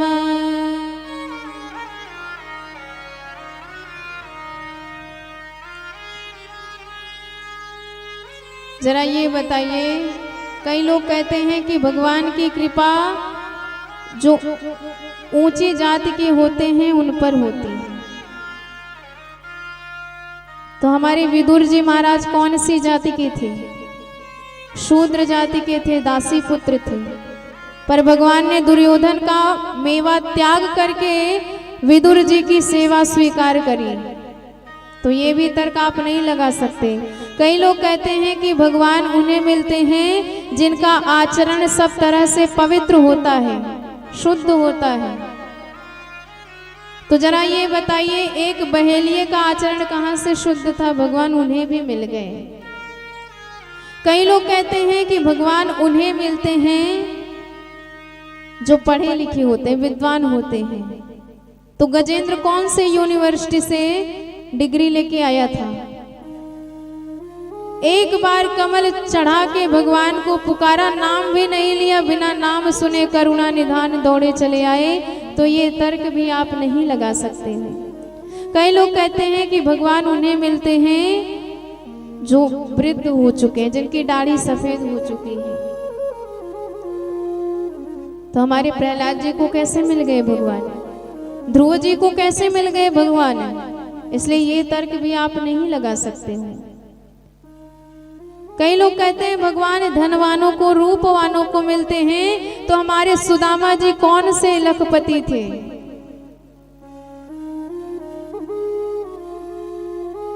कुब्जा कौन सी विश्व सुंदरी थी? शबरी मैया कौन सी बहुत सुंदर थी? पर भगवान उन्हें भी प्राप्त हुए हैं। इसलिए ये तर्क भी आप नहीं लगा सकते कि भगवान गुण पर रीझेंगे, धन पर रीझेंगे, रूप पर रीझेंगे, संपत्ति पर रीझेंगे, विद्या पर रीझेंगे। ये सब तर्क नहीं लगा सकते। भगवान तो भक्ति पर रीझते हैं। भक्त्या तुष्यति केवले नच गुणैः भक्ति प्रियो माधव। इसलिए कभी भी अहंकार नहीं करना चाहिए, अभिमान नहीं करना चाहिए कि हम में ये गुण है। बड़े बड़े गुणवान पड़े रह जाते हैं, भगवान उनकी तरफ देखते तक नहीं। जिनमें कोई गुण नहीं, जिनमें कोई पुण्य नहीं, उन्हें भी भगवान कब, क्यों, कैसे मिल जाए कोई बता नहीं सकता। इसलिए बिना भगवान की कृपा के भगवत प्राप्ति असंभव है। चाहे जितना साधन आप कर लीजिए, चाहे जितना परिश्रम कर लीजिए, पर बिना भक्ति की, बिना कृपा के भगवान प्राप्त नहीं होते हैं। ना तपोभिर्न वेदैश्च न ज्ञाने नापि कर्मणा हरिर्हि साध्यते भक्त्या प्रमाणम तत्र गोपिका। जिन पर कृपा बरसानी होती है, ये कृपा बरसा ही दिया करते हैं। आइए बड़े भाव से बोले भक्त वत्सल भगवान की जय हो। परिश्रम करे कोई कितना भी, लेकिन कृपा के बिना काम बनता नहीं है। कृपा के बिना काम बनता नहीं है।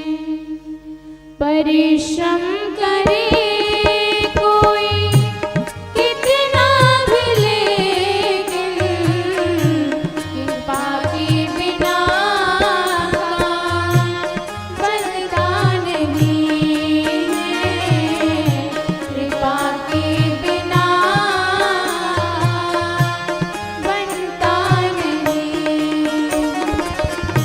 निराशा निशा नष्ट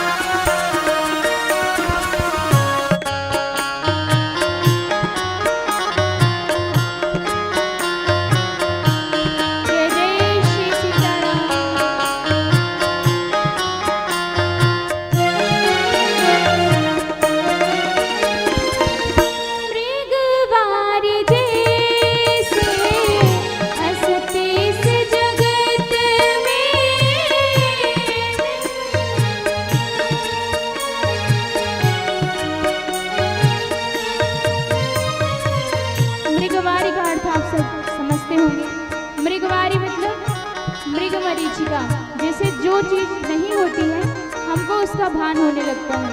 तो ऐसे ही जगत के लिए बताया गया है कि ये है तो नहीं, लेकिन हमको ये सत्य लगता है। तो कहते हैं ओ मृगवार जैसे असत इस जगत में, मृगवार जैसे असत इस जगत में, पुरुषार्थ पुरुषार्थ के बल पे बचना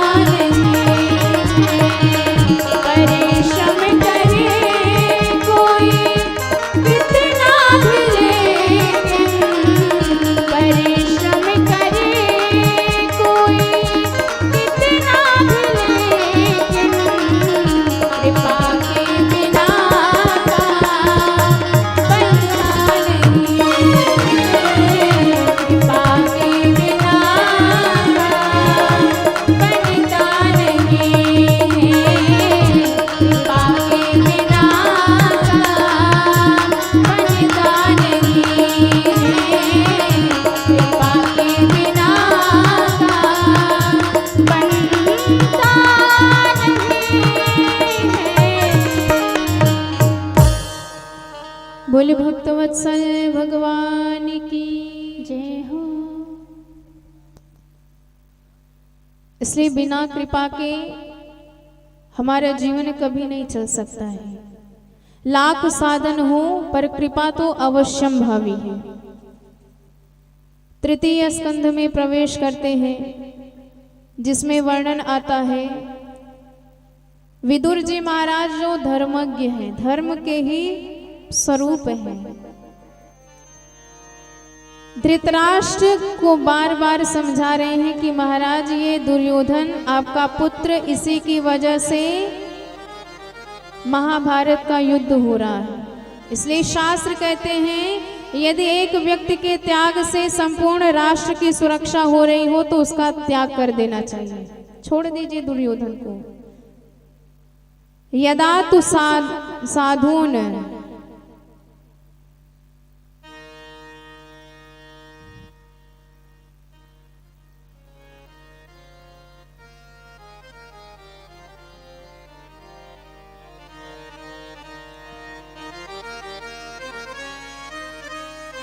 धृतराष्ट्र जन्मजात अंधे हैं पर ज्ञान वैराग्य के भी नेत्र होते हैं।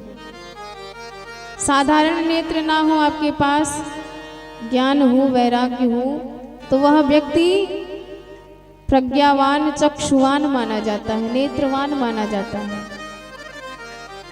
पर सुखदेव जी वर्णन करते हैं कि धृतराष्ट्र संपूर्ण रूप से अंधे हो चुके हैं।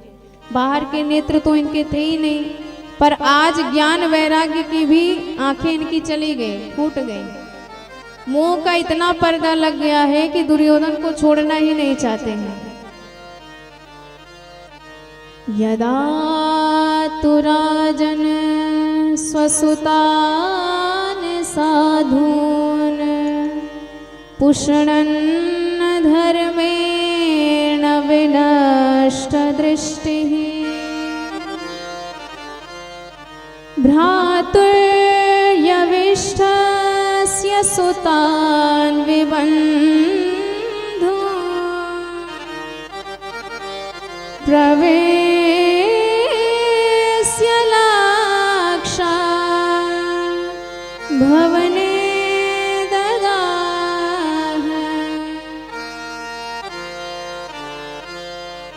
दुर्योधन सुन रहा था, आके डांटने लगा कि अरे दासी पुत्र कहीं के हमारे टुकड़ों पर पलने वाले हमारे पिता को हमारे खिलाफ भड़काते हो।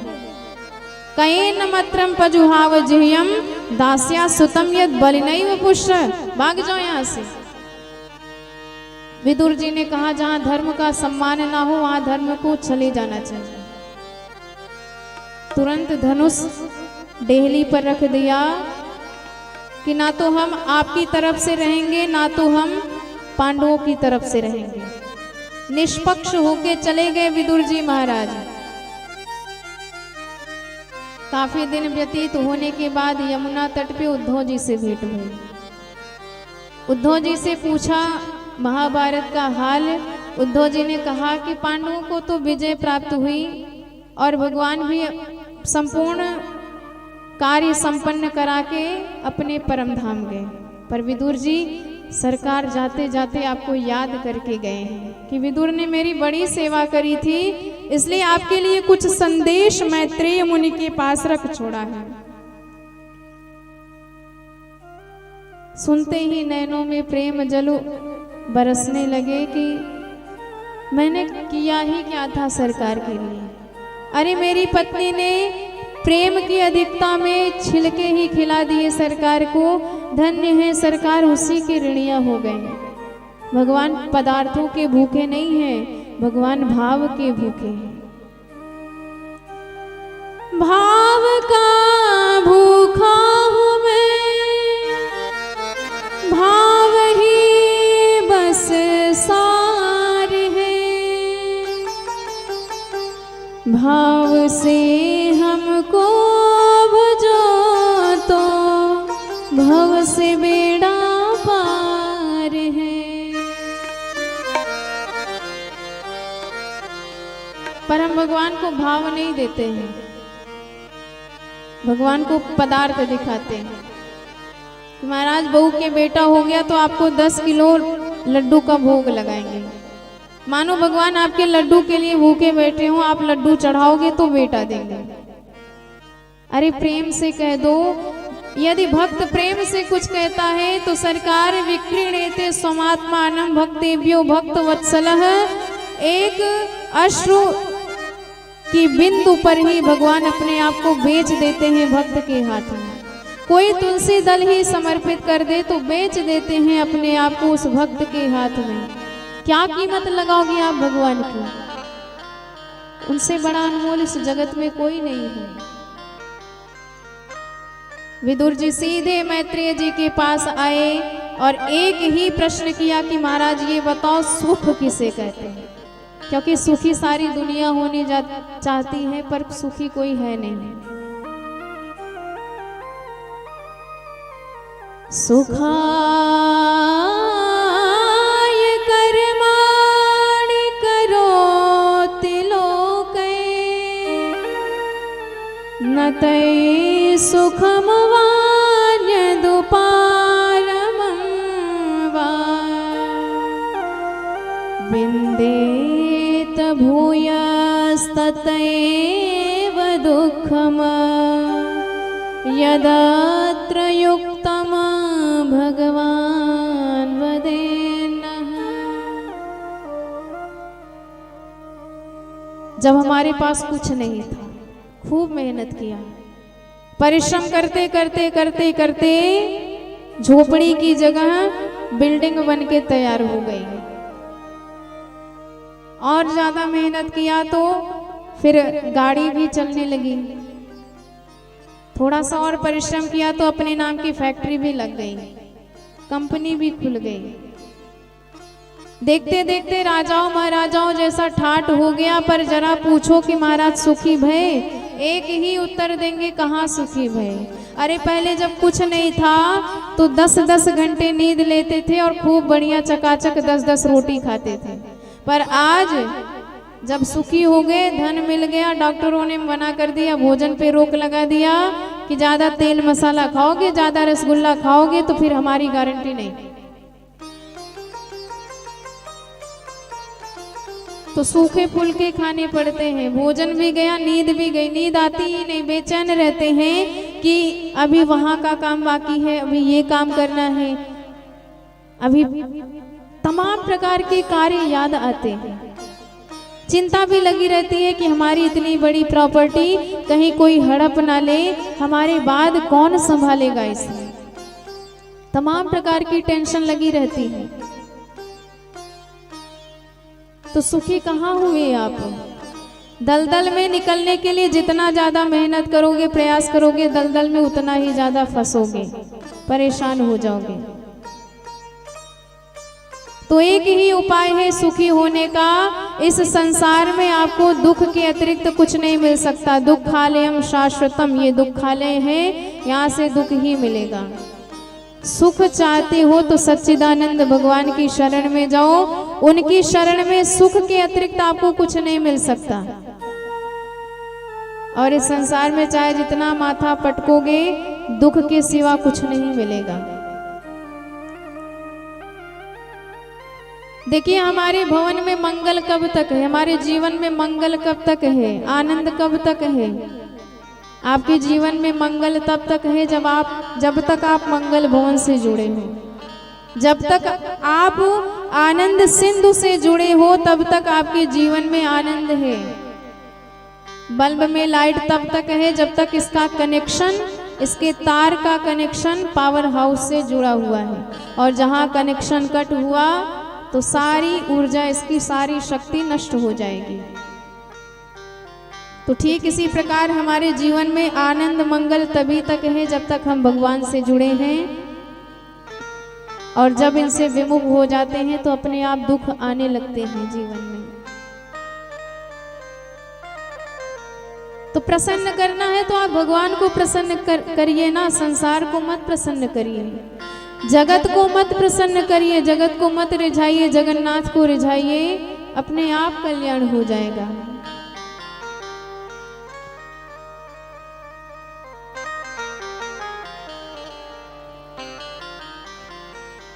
मंगल भवन अमंगल हारी, मंगल भवन अमंगल हारी, मंगल भवन अमंगल हारी, मंगल भवन अमंगल हारी, मंगल भवन अमंगल हारी, द्रवं सुदशरथ अजिर बिहारी, मंगल भवन अमंगल हारी, द्रवं सुदशरथ अजिर बिहारी, द्रवं सुदशरथ अजिर बिहारी। बोले भक्त वत्सल भगवान की जय हो। सृष्टि का उपक्रम पूछा तो बताया कि ब्रह्मा जी ने भगवान के चतुश्लोकी भागवत को हृदय में बसा के तब सृष्टि की प्रक्रिया प्रारंभ करी। सबसे पहले सनत कुमारों को प्रकट किया, सनक सनंदन सनातन सनत कुमार। कहा कि सृष्टि कीजिए तो चारों ने मना कर दिया कि हम इस चक्कर में नहीं पड़ेंगे। क्रोध आ गया ब्रह्मा जी को कि हमारे पहले ही बेटे हमारी बात नहीं मानते हैं। सो उनका क्रोध ही भ्रिकुट भेदन करके भगवान रुद्र के रूप में प्रकट हो गया। बोले शंकर भगवान की जय हो। अब जब रुद्र भगवान ने प्रश्न किया क्या करना है, ब्रह्मा जी ने कहा सृष्टि करो, और भोले बाबा ने जो डाकनी शाकनी पिशाचनी की सृष्टि प्रारंभ करी। ब्रह्मा जी ने हाथ जोड़े, बेटा बस कर, ऐसी खतरनाक सृष्टि हमें नहीं करवानी। भोलेनाथ फिर भजन में मस्त, हमारे ब्रह्मा जी सृष्टि में व्यस्त। अब की बार 10 ऋषियों को प्रकट किया, अत्रि मरीचि अंगिरा वशिष्ठ पुलह पुलस्त्य क्रतु भृगु दक्ष और नारद। छाया से करदम ऋषि को प्रकट किया, वाणी से सरस्वती मैया को प्रकट किया, और दक्षिणांग से मनु महाराज, वामांग से शत्रुपा जी को प्रकट किया। दोनों को कहा कि जाओ सृष्टि करो। दोनों लौट के आए, महाराज धरती ही गायब है, सृष्टि किस पे करें। ध्यान दिया, ध्यान लगाया तो पता चला हिरण्याक्ष नाम का दैत्य धरती का अपहरण करके भाग गया है। सुछीक आ गई और नासिका रंध्र से अंगूठे के बराबर भगवान प्रकट हुए, और देखते देखते विशाल काय वाराह भगवान के रूप में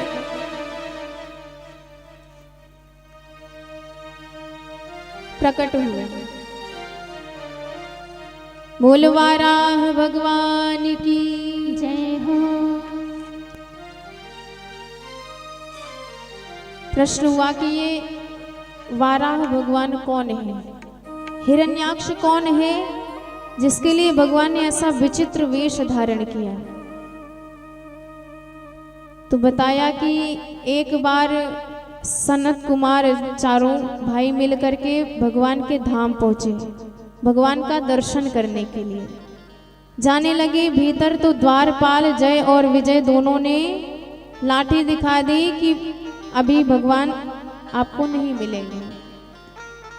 देखने में छोटे से बालक लगते हैं, इसलिए द्वारपालों को लगा कि ये छोटे छोटे बच्चे आ गए हैं। सनत कुमारों को क्रोध आ गया कि हमें भगवान से मिलने के लिए रोकते हो, हम जैसे संत को श्राप दे दिया कि 3 जन्म के लिए राक्षस बन जाओ।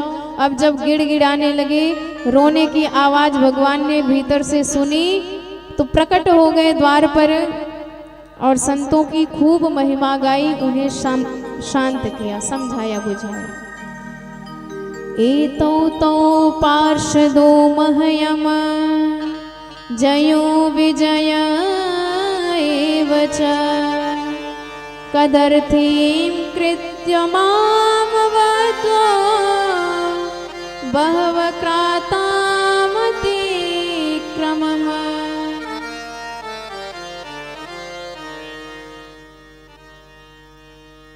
संतों से कहते हैं कि ये मेरे द्वारपाल जय और विजय हैं, और इन्होंने आपका अपमान किया तो समझिए हमने भी आपका अपमान किया है, क्योंकि हम ब्राह्मणों का बड़ा सम्मान करते हैं। और यदि भगवान से पूछा जाए कि आप किस मुख से ज्यादा पाते हो, भगवान के दो मुख हैं, पहला ब्राह्मण, दूसरा अग्नि। भगवान कहते हैं कि जब अग्नि में स्वाहा किया जाता है तो समझ लीजिए हमें तृप्त किया जा रहा है, पर जब कोई अपने घर ब्राह्मण को बुलाता है, बड़े भाव से आसन इत्यादि देके प्रेम से भोजन देता है, और जब घी में पकाया हुआ मालपुआ ब्राह्मण के मुख में जाता है और तृप्त होके ब्राह्मण पेट पे हाथ फिराता है और उसके मुख से निकल जाता है आहा, तो उसकी तृप्ति देखकर हम भी तृप्त हो जाते हैं।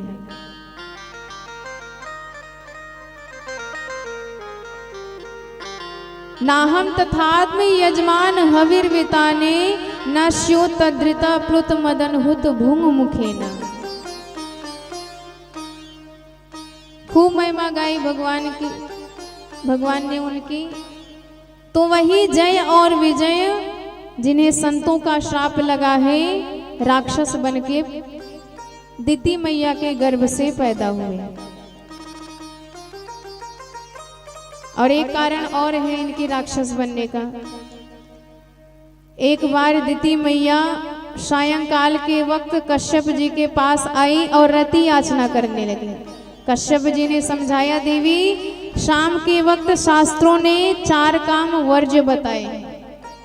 सांध्य काले तु संप्राप्ते चत्वारि कर्म वर्जयेत, आहारम मैथुनम निद्राम स्वाध्यायात विशेषतः। क्यों? क्योंकि आहारे जायते व्याधि, मैथुनम दुष्ट संतति, निद्राक्षीयते लक्ष्मी, और अध्ययनम विस्मरणम भवेत। शाम के वक्त ना तो सोना चाहिए, ना भोजन करना चाहिए, ना तो पढ़ना चाहिए, ना मैथुन क्रिया करनी चाहिए। भोजन करेंगे तो बीमार पड़ेंगे, सोएंगे तो लक्ष्मी नष्ट हो जाएगी, पढ़ेंगे तो भूल जाएंगे, और मैथुन क्रिया से दुष्ट संतति प्रकट होती है। दिति नहीं मानी तो कश्यप जी ने उनकी मना इच्छा पूर्ण करी, तो आज उनके गर्भ में वही जय और विजय दैत्य बन करके पधारे। 100 वर्षों के बाद प्रकट हुए हिरण्याक्ष हिरण्यकश्यप बन करके। हिरण्याक्ष इतना बलशाली धरती का ही अपहरण करके भाग गया, तो भगवान को वाराह वेश धारण करके आना पड़ा। एक थप्पड़ भगवान ने लगाई तो एक थप्पड़ में ही 4 खाने चित चकनाचूर हो गया। बोल भक्त वत्सल भगवान की जय हो। देवताओं ने स्तुति गाई कि सरकार इसके भय से हम घर द्वार छोड़ के इधर उधर भटक रहे थे, आपने बड़ी कृपा करी इस पर नियंत्रण लगा के। यम योगिनो योग समाधिना रयो ध्यायन्ति लिंगा दसतो मुमुक्षया। और सृष्टि प्रक्रिया प्रारंभ भई। मनुष्य रूपा ने 3 कन्याओं को जन्म दिया, आकूति, देवहूति और प्रसूति, जिसमें देवहूति जी का विवाह करदम मुनि के साथ संपन्न हुआ। विवाह होते ही करदम जी समाधिष्ट होके तपस्या करने लगे। वर्षों बाद समाधि खुली, तब तक तो देवहूति मैया वृद्ध हो चुकी थी। प्रश्न किया, देवी आप कौन है? उन्होंने कहा, महाराज याद कीजिए, वर्षों पहले हमारा और आपका विवाह हुआ था। परम प्रसन्न हो गए कि धन्य है, सब अपने शरीर का ध्यान रखते हैं, पर आपने मेरे लिए अपने शरीर का भी ध्यान नहीं दिया। मैं आपसे बड़ा संतुष्ट हूँ, और हर स्त्री का कर्तव्य है अपने पतिदेव की सेवा करे, क्योंकि कलयुग में एक स्त्री के लिए इससे बड़ा कोई धर्म नहीं है। तुष्टो हमद्य तव मानविमान दाया शुश्रूषया परमया परयाच भक्ति यो देहि नामयमतीव सुरेत्सदेहो नावेक्षितं समुचितं क्षपितुं मदर्थी।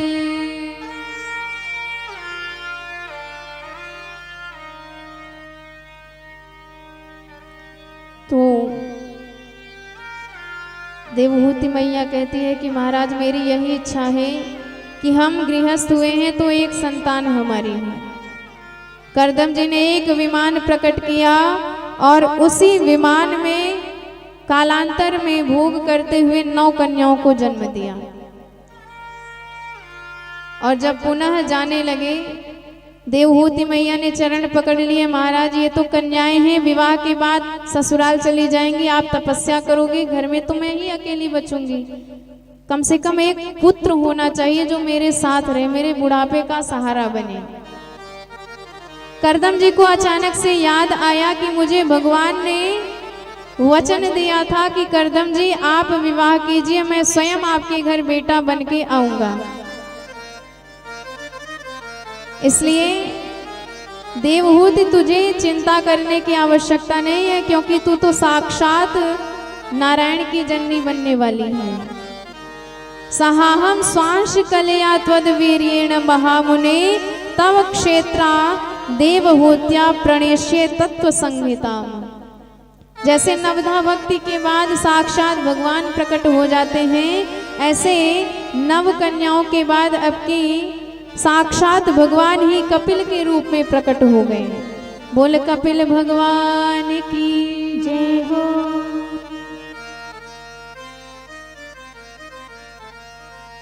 ब्रह्मा जी दर्शन करने आए अपने 9 बेटों के साथ।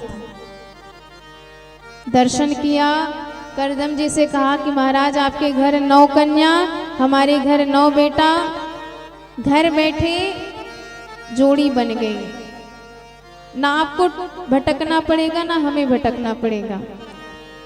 स्वीकार कर लिया करदम जी ने। अत्रि जी का विवाह अनुसुईया जी के साथ, कला देवी का विवाह मरीचि के साथ, ऐसे सब देवियों का विवाह कर दिया। अब करदम जी तो तपस्या करने गए। आश्रम में मात्र देवहूति मैया अपने पुत्र कपिल भगवान के साथ विराजमान है। एक दिन उन्हें व्यास गद्दी पर बिठाया, श्रृंगार किया और कहा कि बेटा हमने तो सुना है तू साक्षात नारायण है, परम ज्ञान संपन्न है, मेरे मन में एक बड़ी इच्छा है।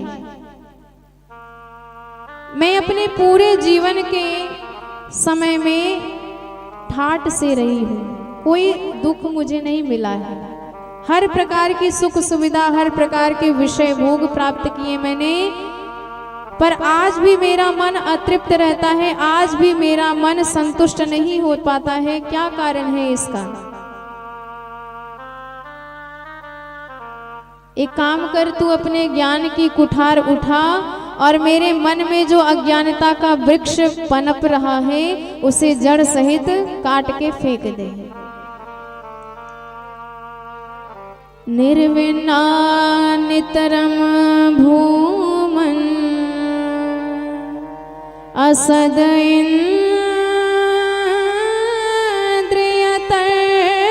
इंद्रियतर्षणात् येन संभाव्यमानेन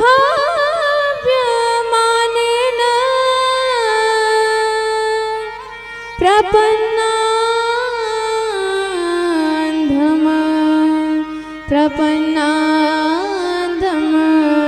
तमा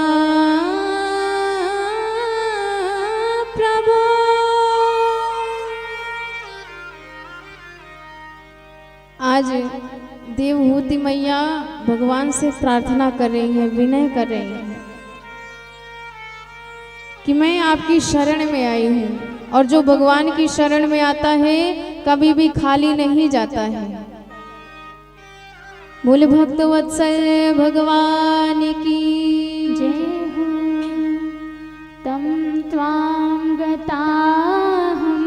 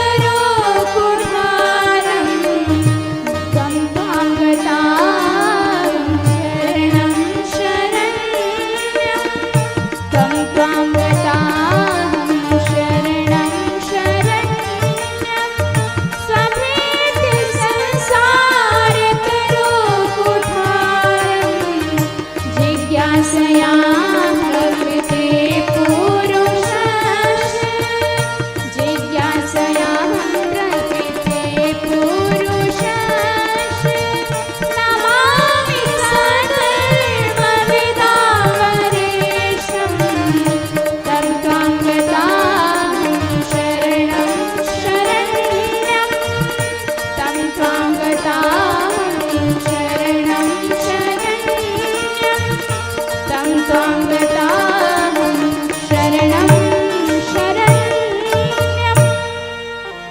बोले भक्तवत्सल भगवान की जय हो। कपिल भगवान कहते हैं कि माँ, पूर्णता तभी आएगी जीवन में जब हम पूर्ण से जुड़ेंगे। ये संसार अपूर्ण है, इसलिए यहाँ केवल अपूर्णता ही मिल सकती है। पूर्ण तो मात्र भगवान है। पूर्णमदः पूर्णमिदं पूर्णात् पूर्णमुदच्यते पूर्णस्य पूर्णमादाय पूर्णमेवावशिष्यते। इसलिए भगवान से जुड़े। तो प्रश्न, भगवान से कैसे जुड़े? भगवान से आपको मन आपका जोड़ेगा। देखिए, मन हमारा भगवान से मिलाता है। ताले की एक ही चाबी होती है, मोड़ने का अंतर है। इधर मोड़ दिया ताला खुल जाएगा, उधर मोड़ दिया ताला बंद हो जाएगा। तो ठीक इसी प्रकार मन यदि आपका भगवान की तरफ चला गया तो उद्धार हो जाएगा, यदि संसार की तरफ चला गया तो फिर बंधन में आप बंध जाओगे।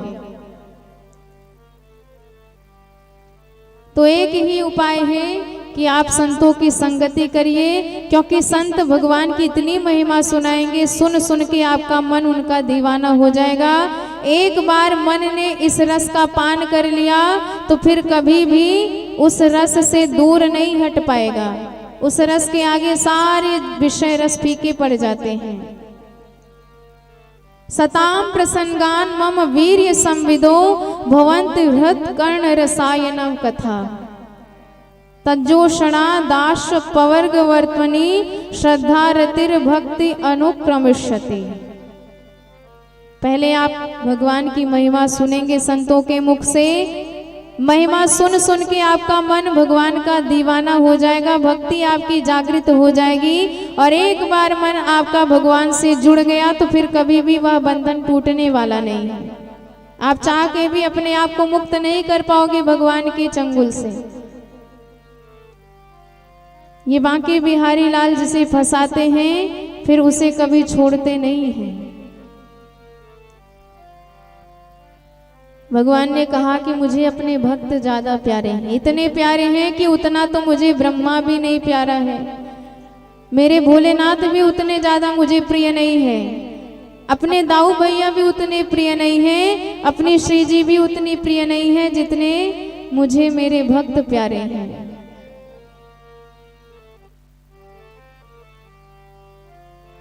न तथा में प्रियतमा आत्मयोनिर्न शंकर न च शंकर्षणो न श्रीर्नैव आत्मा च यथा भवान। इसलिए हमेशा भगवान के श्री चरणों का ध्यान करते रहना चाहिए, क्योंकि भगवान के श्री चरण साक्षात प्रयागराज जैसे हैं। जैसे प्रयागराज में आप गए तो आपके सारे पाप नष्ट हो जाते हैं, ऐसे ही आपने भगवान के चरण कमलों का ध्यान किया तो सारे पाप ताप संताप आपके नष्ट हो जाएंगे। त्रिवेणी में 3 धाराएं 3 रंग की आपको मिलेंगी। गंगा जी की धवल धारा, यमुना जी की श्यामल धारा, सरस्वती मैया की रक्त धारा जो विलुप्त रहती है, दिखाई नहीं देती। ऐसे भगवान के चरणारविंद में 3 धारा 3 रंग। भगवान के चरण का तलवा रक्त वर्ण का है जो खड़े होने से दिखाई नहीं देता है। भगवान के चरण का पृष्ठभाग श्यामल है जो यमुना जी की तरह है, और भगवान के चरण नख धवल श्वेत गंगा जी की तरह है। एक बार इनके चरण कमलों का ध्यान हुआ तो सारे कष्ट सारे दुख अपने आप नष्ट हो जाएंगे। सश्चिचंत येद भगवतश्चरणारविंदम वज्राकुश ध्वज सरोरुहलांछनाढ्यम उत्तुंगरक्त विलसन नख चक्रवाल ज्योत्स्ना यज्ञवाग्रे वर्तते नाम तुभ्यम, वही सर्वश्रेष्ठ है। पुलकित हो गई, नदी के रूप में परिणित हो गई। कपिल भगवान को सागर ने अपने मध्य में आसन दिया, जिसे गंगा सागर कहा जाता है। मकर संक्रांति के अवसर पर सब जाते हैं दर्शन करने। यहीं से चतुर्थ स्कंध है।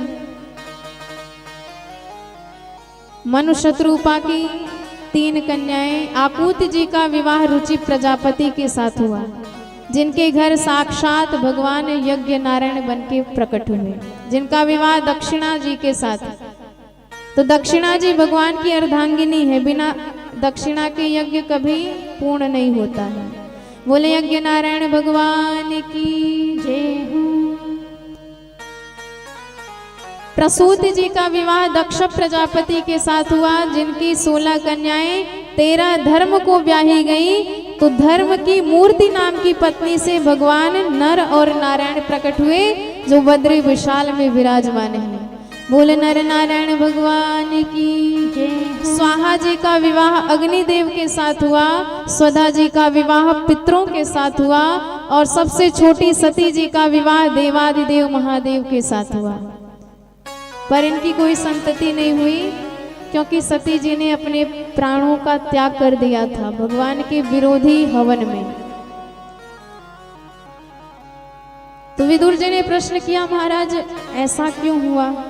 सती जी को अपना प्राण क्यों छोड़ना पड़ा? तो भोलेनाथ की कथा है। प्रवेश करने से पहले आइए एक बार बड़े भाव से अपने भोलेनाथ को स्मरण किया जाए। बोले शंकर भगवान की जय हो।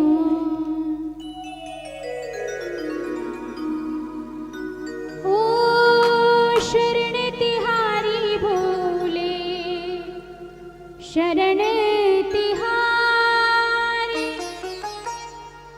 शरण तिहारी भोले, शरण तिहारी, रखियो लाज हमारी।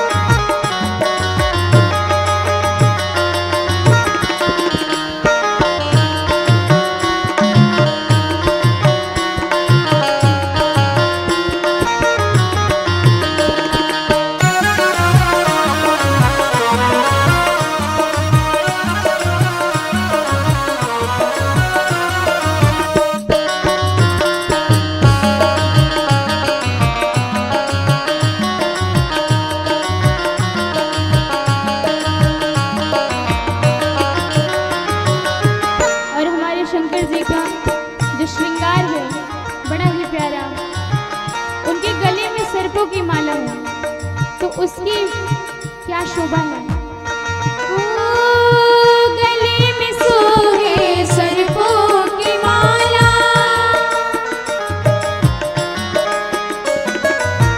गले में सोहे सर्पों की माला, सर्पों की माला, सर्पों की माला, सर्पों की माला, मुंडों की माला, गले में सोहे सर्पों की माला, गले में सोहे सर्पों की माला, और सिर पर गंगाधारी हो, सिर पर गंगाधारी, शरण हम आए तिहारी, सिर पर गंगाधारी, शरण हम आए तिहारी, रखियो लाज हमारी, शरण हम आए तिहारी, शरण तिहारी बोल शरण तिहारी, शरण तिहारी बोल शरण तिहारी, रखियो लाज हमारी हो, रखियो लाज हमारी, शरण हम आए तिहारी, रखियो लाज हमारी, आए तिहारी, शिव भोला भंडारी, शरण हम आए तिहारी, शिव भोला भंडारी, शरण हम आए तिहारी, रखियो लाज हमारी, शरण हम आए तिहारी, शिव भोला भंडारी, शरण हम आए तिहारी, रखियो लाज हमारी, शरण हम आए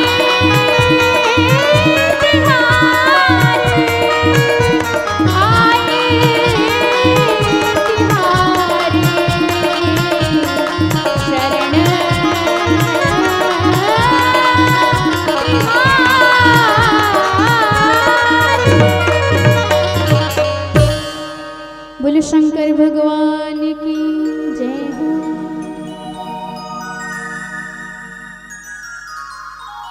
सुखदेव जी वर्णन करते हैं, दक्ष इसे सब प्रकार से योग्य देख करके ब्रह्मा जी ने प्रजापति का पद प्रदान किया, और बड़ा अधिकार दक्ष जब पावा, अति अभिमान हृदय तब आवा।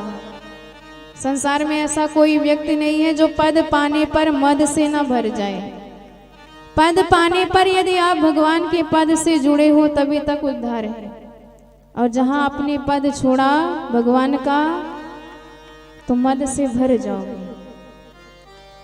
सारे देवताओं ने इसके लिए सम्मान समारोह रखा, प्रवेश किया सभा में, सब खड़े हो गए, मात्र 3 लोग नहीं खड़े हुए।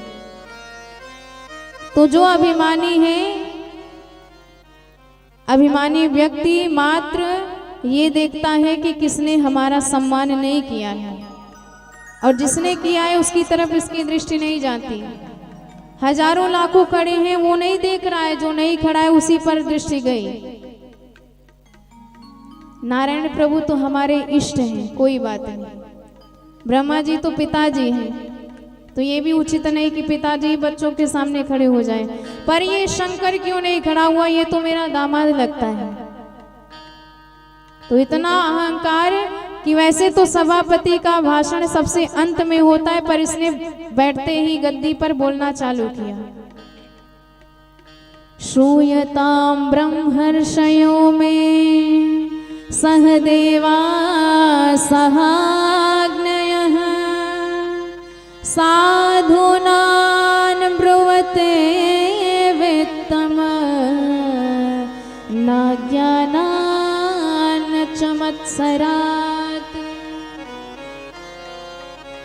अरे सभासदों सुनो, यदि सभ्य लोगों की सभा हो तो सभ्य लोगों को ही बुलाना चाहिए। एक भी असभ्य व्यक्ति आ जाए तो पूरी सभा बर्बाद हो जाती है।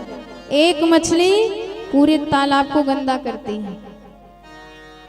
विचार करने लगे सभी, असभ्य कौन? कहने लगा इधर उधर क्या ताका झाकी कर रही है, शंकर नहीं दिखाई दे रहा है? स्मशानवासी निरपत्रपो ययम कथम प्रणामम न करोति मेधुना। स्मशान में रहने वाला, भूत प्रेतों का संगी साथी, राख लेके टहलने वाला, इसे क्या सभ्यता आएगी, क्या शिष्टाचार आएगा? निर्लज्ज है, भगवान को गाली दे दी। अब नंदी जी खड़े भये कि तेरी हिम्मत कैसी हुई हमारे महादेव के अपमान में बड़बड़ाने की। क्योंकि शास्त्र कहते हैं कि यदि आप समर्थ हैं फिर भी आपने महादेव का अपमान सुन लिया, नारायण प्रभु का अपमान सुन लिया और कुछ भी प्रत्युत्तर नहीं दिया, तो फिर आपको ब्रह्म हत्या जैसा भयंकर पाप लगेगा। तब तक नरक में भोग वास करोगे जब तक सूर्य चंद्रमा चमकते रहेंगे। यो निंदन्ते महादेव निन्द्यमानं शृणोति वा तावुभो नरकायाता यावत् चन्द्रदिवा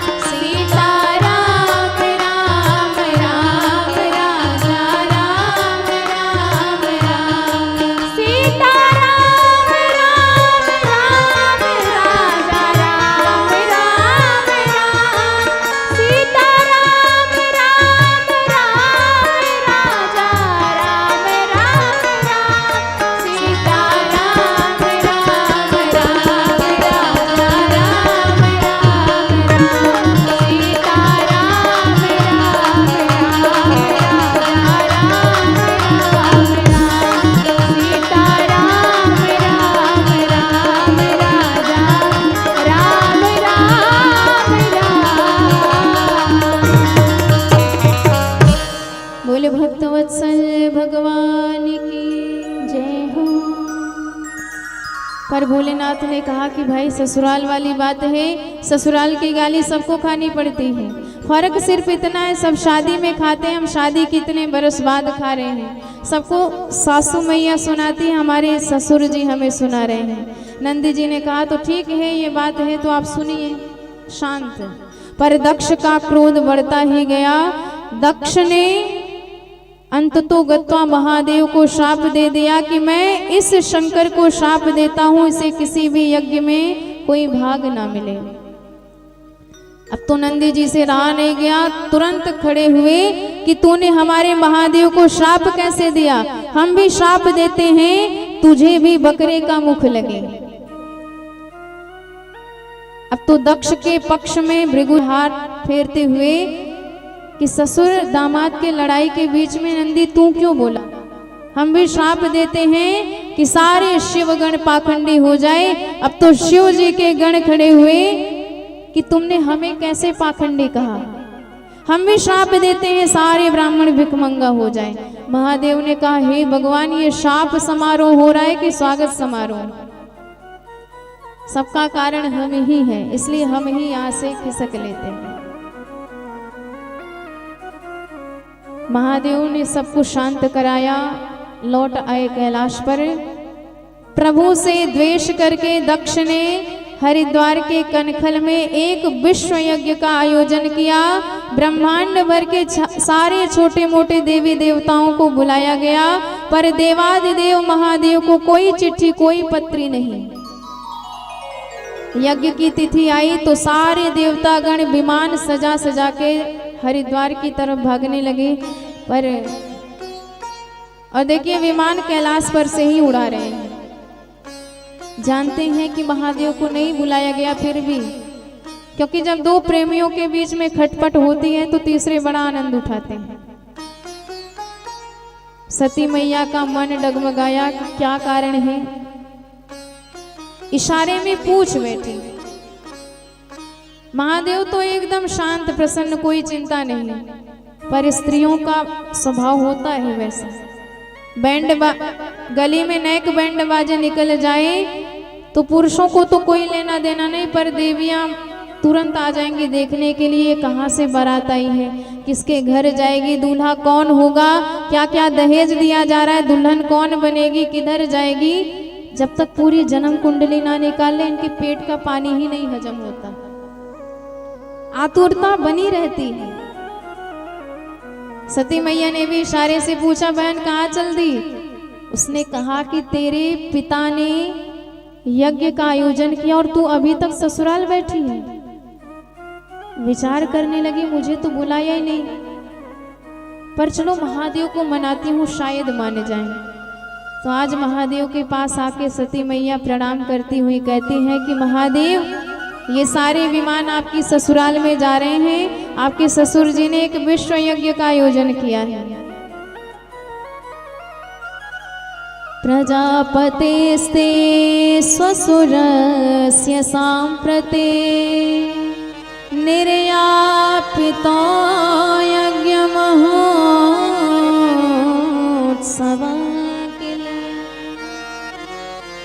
वयं च तत्र विश्रामवावते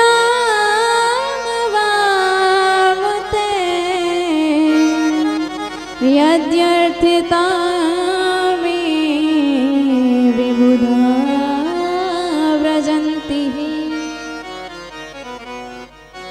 भोलेनाथ ने कहा, तो हमारे ससुराल से कोई चिट्ठी भी आई है कि ऐसे ही चल दे बिन बुलाए मेहमान बनके? सती मैया ने कहा, महाराज भेजा जरूर होगा पर पहुंच नहीं पाया होगा। अरे आप इतने ऊंचे पहाड़ पे बैठे हो, किसकी हिम्मत जो चढ़ के आपको खबर दे जाए? थोड़ी देर में पहुंच पाएगी। और अपनों के घर बिना बुलाए भी जाना चाहिए।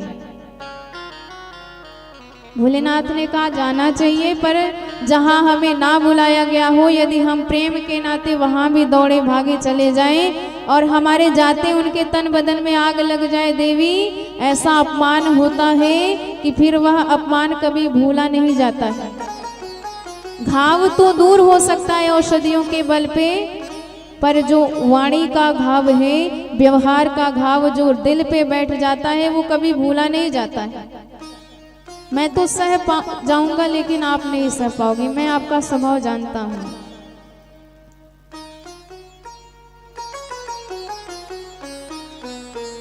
आवत ही हर से नहीं, नैनन नहीं सने, तुलसी तहा न जाइए चाहे कंचन बरसे में। सती मैया नहीं मानी तो भोलेनाथ को विदाई देनी पड़ी। गणों से घिरी हुई सती मैया जब यज्ञ स्थल पर आई तो सबका भाव ही बदल गया। कल तक जो देवी देवता मां के चरणों में प्रणाम करते थे, वो आज मुख फेर रहे हैं। सती मैया की सारी बहनें मुस्कुराती हुई मिली, मानो उपहास कर रही हैं। प्रेम से तो मात्र सती मैया को प्रसूति मैया हृदय लगा के मिलते हैं, भेंटती हैं। सादर भले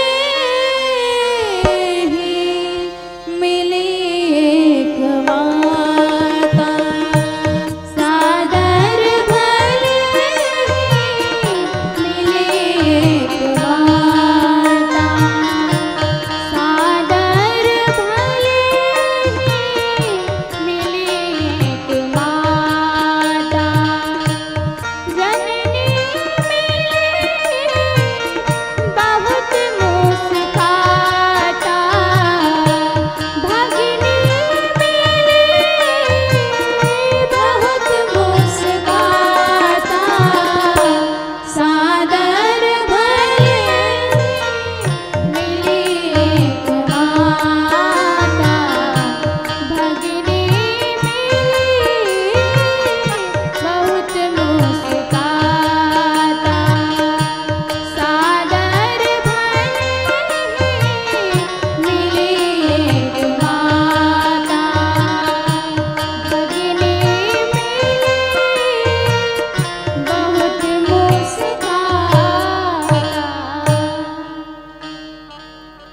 सती मैया तुरंत यज्ञ वेदी पर गई।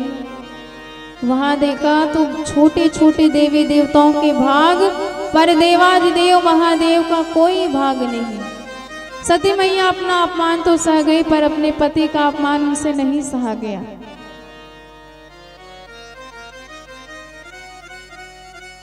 अरुद्र भागम तम वेक्ष चाध्वरम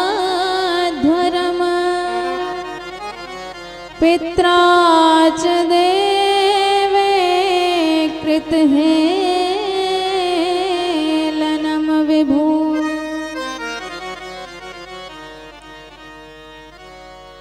सती मैया आज इतनी क्रोधित हो गई, तब चित्त चढ़े जो शंकर कर। आज सती मैया को वो बात याद आ रही है जो महादेव ने समझाई थी। इतना अपमान, इतनी क्रोध की ज्वाला भड़की, नेत्र लाल लाल हो गए। ललकारती हुई दक्ष को कहने लगी, अरे ओ दुष्ट प्रजापति दक्ष, तुझे ये पद क्या मिला? तो अभिमान में इतना मतवाला हो गया कि जिन महादेव का नाम भी कोई ले ले, शिव ये दो अक्षर जिसकी जीवा पर आ जाए, उसके एक नहीं दो नहीं, जन्म जन्मांतर के, युग युगांतर के, कल्प कल्पांतर के सारे पाप भस्म हो जाते हैं। आज तूने उन्हीं महादेव का अपमान किया। यद द्वयक्षरम नाम गिरेरितम नृणाम सकृत प्रसंगाद अगमाशुहंत तत। शम कल्याणम करोति इति शंकर है, वो तो कल्याण करने वाले हैं, करुणा बरसाने वाले हैं, और उन्हीं परम सज्जन महादेव का तूने अपमान किया है। कष्ट तो मुझे सबसे ज्यादा तब होगा जब मैं लौट के यहाँ से जाऊंगी और मुझे तेरे नाम से मेरे पतिदेव बुलाएंगे, दाक्षायणी कह के बुलाएंगे, और कोई मुझे शिवद्रोही की बेटी कहे, ये कलंक मैं नहीं सह सकती हूँ। गोत्र त्वदीयो भगवान यदा वृषभध्वज दाक्षायणीति सहसा अहं भवामि सुदुर्मना।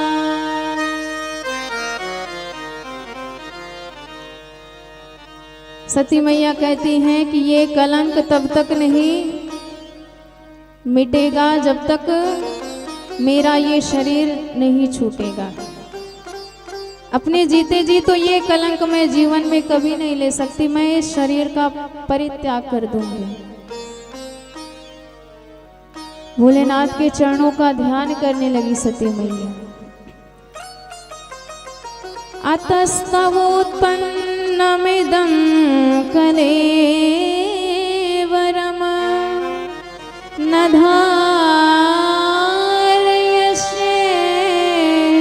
शिटिकण्ठगर्हिणः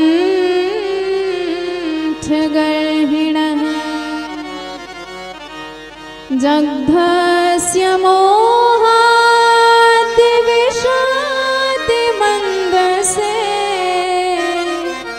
जुगुप्सितस्योद्धरणं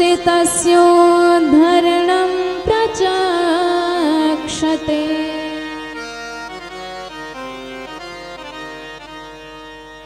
भोलेनाथ के चरण कमलों का ध्यान करते करते सती मैया ने अपना वह देह भस्म कर डाला। बोले भक्तवत्सल भगवान की जय हो। सारे गण टूट पड़े यज्ञ पर बड़े बड़े मंत्रों से भृगु आदि ऋषियों ने सबको दूर भगा दिया। महादेव को जैसे ही खबर मिली कि मेरी सती जल करके भस्म हो गई, तो भोलेनाथ क्रोध में आके अपनी जटा उखाड़ के पटक दिए और उसी जटा से भयंकर वीरभद्र प्रकट हो गए। भोलेनाथ ने कहा, भो वीर ते भद्रम, हे वीर तेरा कल्याण हो, दक्षम सयज्ञम जहि, दक्ष को उसके यज्ञ समेत नष्ट कर डालो। क्योंकि जब तक सती थी तब तक हमने उनके पिता का सम्मान किया, पर आज जब वो ही नहीं रहे तो कोई सम्मान नहीं। वीरभद्र आए, समस्त यज्ञ को विध्वंस कर डाला। भूत प्रेतों ने सारे ऋषि मुनियों को पकड़ करके, सारे देवताओं को पकड़ करके बंदी बना लिया, सबको दंड दिया। किसी के दांत तोड़ डाले, किसी के बाल उखाड़ लिए, किसी की दाढ़ी नोच डाली, किसी के हाथ पैर तोड़ दिए और भंडारे को चौपट कर दिया। यज्ञ की बल्लियां उखाड़ उखाड़ कर पटक दी। और जब प्रजापति दक्ष की बारी आई तो वीरभद्र जी ने महादेव का नाम लेके दक्ष की गर्दन मरोड़ करके, सिर उखाड़ करके भगवान के उसी विरोधी हवन में स्वाहा कर दिया। बोलो शंकर भगवान की जय। सारे देवता भगवान की शरण में गए, तब जाके भगवान महादेव ने सबको आशीर्वाद प्रदान किया। देवताओं ने कहा यज्ञ भी पूर्ण कर दीजिए। तो महादेव ने कहा कि जिस यज्ञ में हमें भाग नहीं मिलेगा क्यों जाए। सबने एक स्वर में कहा कि जो भी यज्ञ में अवशिष्ट सामग्री बच जाएगी सब आप ही का माना जाएगा। महादेव प्रसन्न, जोई राम सोई। यज्ञ से रुद्र भागे न कल्पता यज्ञ मध्य यज्ञ है। अब जैसे ही आए कहा कि यजमान को बुलाओ। सबने कहा महाराज धड़ ये है, और मुंडी स्वाहा हो गई। दया लगी तो एक बकरे का सिर मंगवाए, दक्ष की गर्दन पर संयोजित करके पुनर्जीवित कर दिया। दक्ष ने स्तुति करी, बकरे के स्वर में महादेव को हंसी आ गई। और जब महादेव संतुष्ट हुए, प्रसन्न हुए, तो साक्षात यज्ञ नारायण प्रकट हुए। बोले यज्ञ नारायण भगवान की जय हो।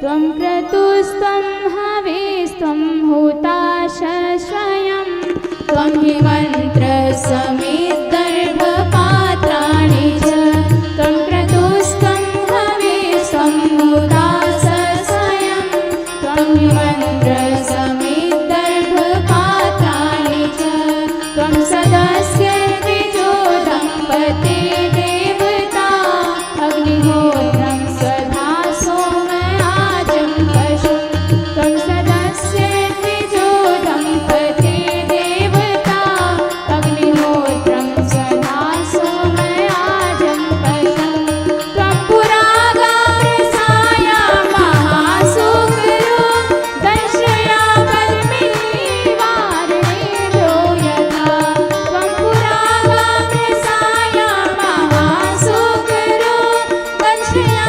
वल्मीवारणेन्द्रो यथा, स्तूयमानो न दल्येन यायोगिभिः, द्विजदर्पं त्रयीगात्रयाज्ञक्रतुः, सप्रसीदत्वमस्यां आकाङ्क्षिता, दर्शनं ते परिभ्रष्टसत्कर्मणं, कीर्तने ते नृभेणाग्नि यज्ञेशते, कीर्तने ते नृभेणाग्नि यज्ञेशते, यज्ञविघ्नं क्षयं याति तस्मै नमः, यज्ञविघ्नं क्षयं याति तस्मै नमः, यज्ञविघ्नं क्षयं याति तस्मै नमः। बोलो शंकर भगवान की जय हो। अब वही सती जी हिमवान के घर पार्वती बन के प्रकट हुई और दिव्य तप किया, महादेव को संतुष्ट किया।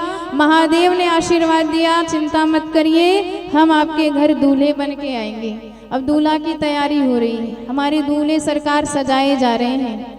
सारे भूत प्रेत मिलजुल के दूल्हे को सजा रहे हैं। सबने कहा भाई जन्म कर्म में तो किसी भी शादी में गए नहीं हैं, पर हमने दूल्हे के बारे में सुन जरूर रखा है।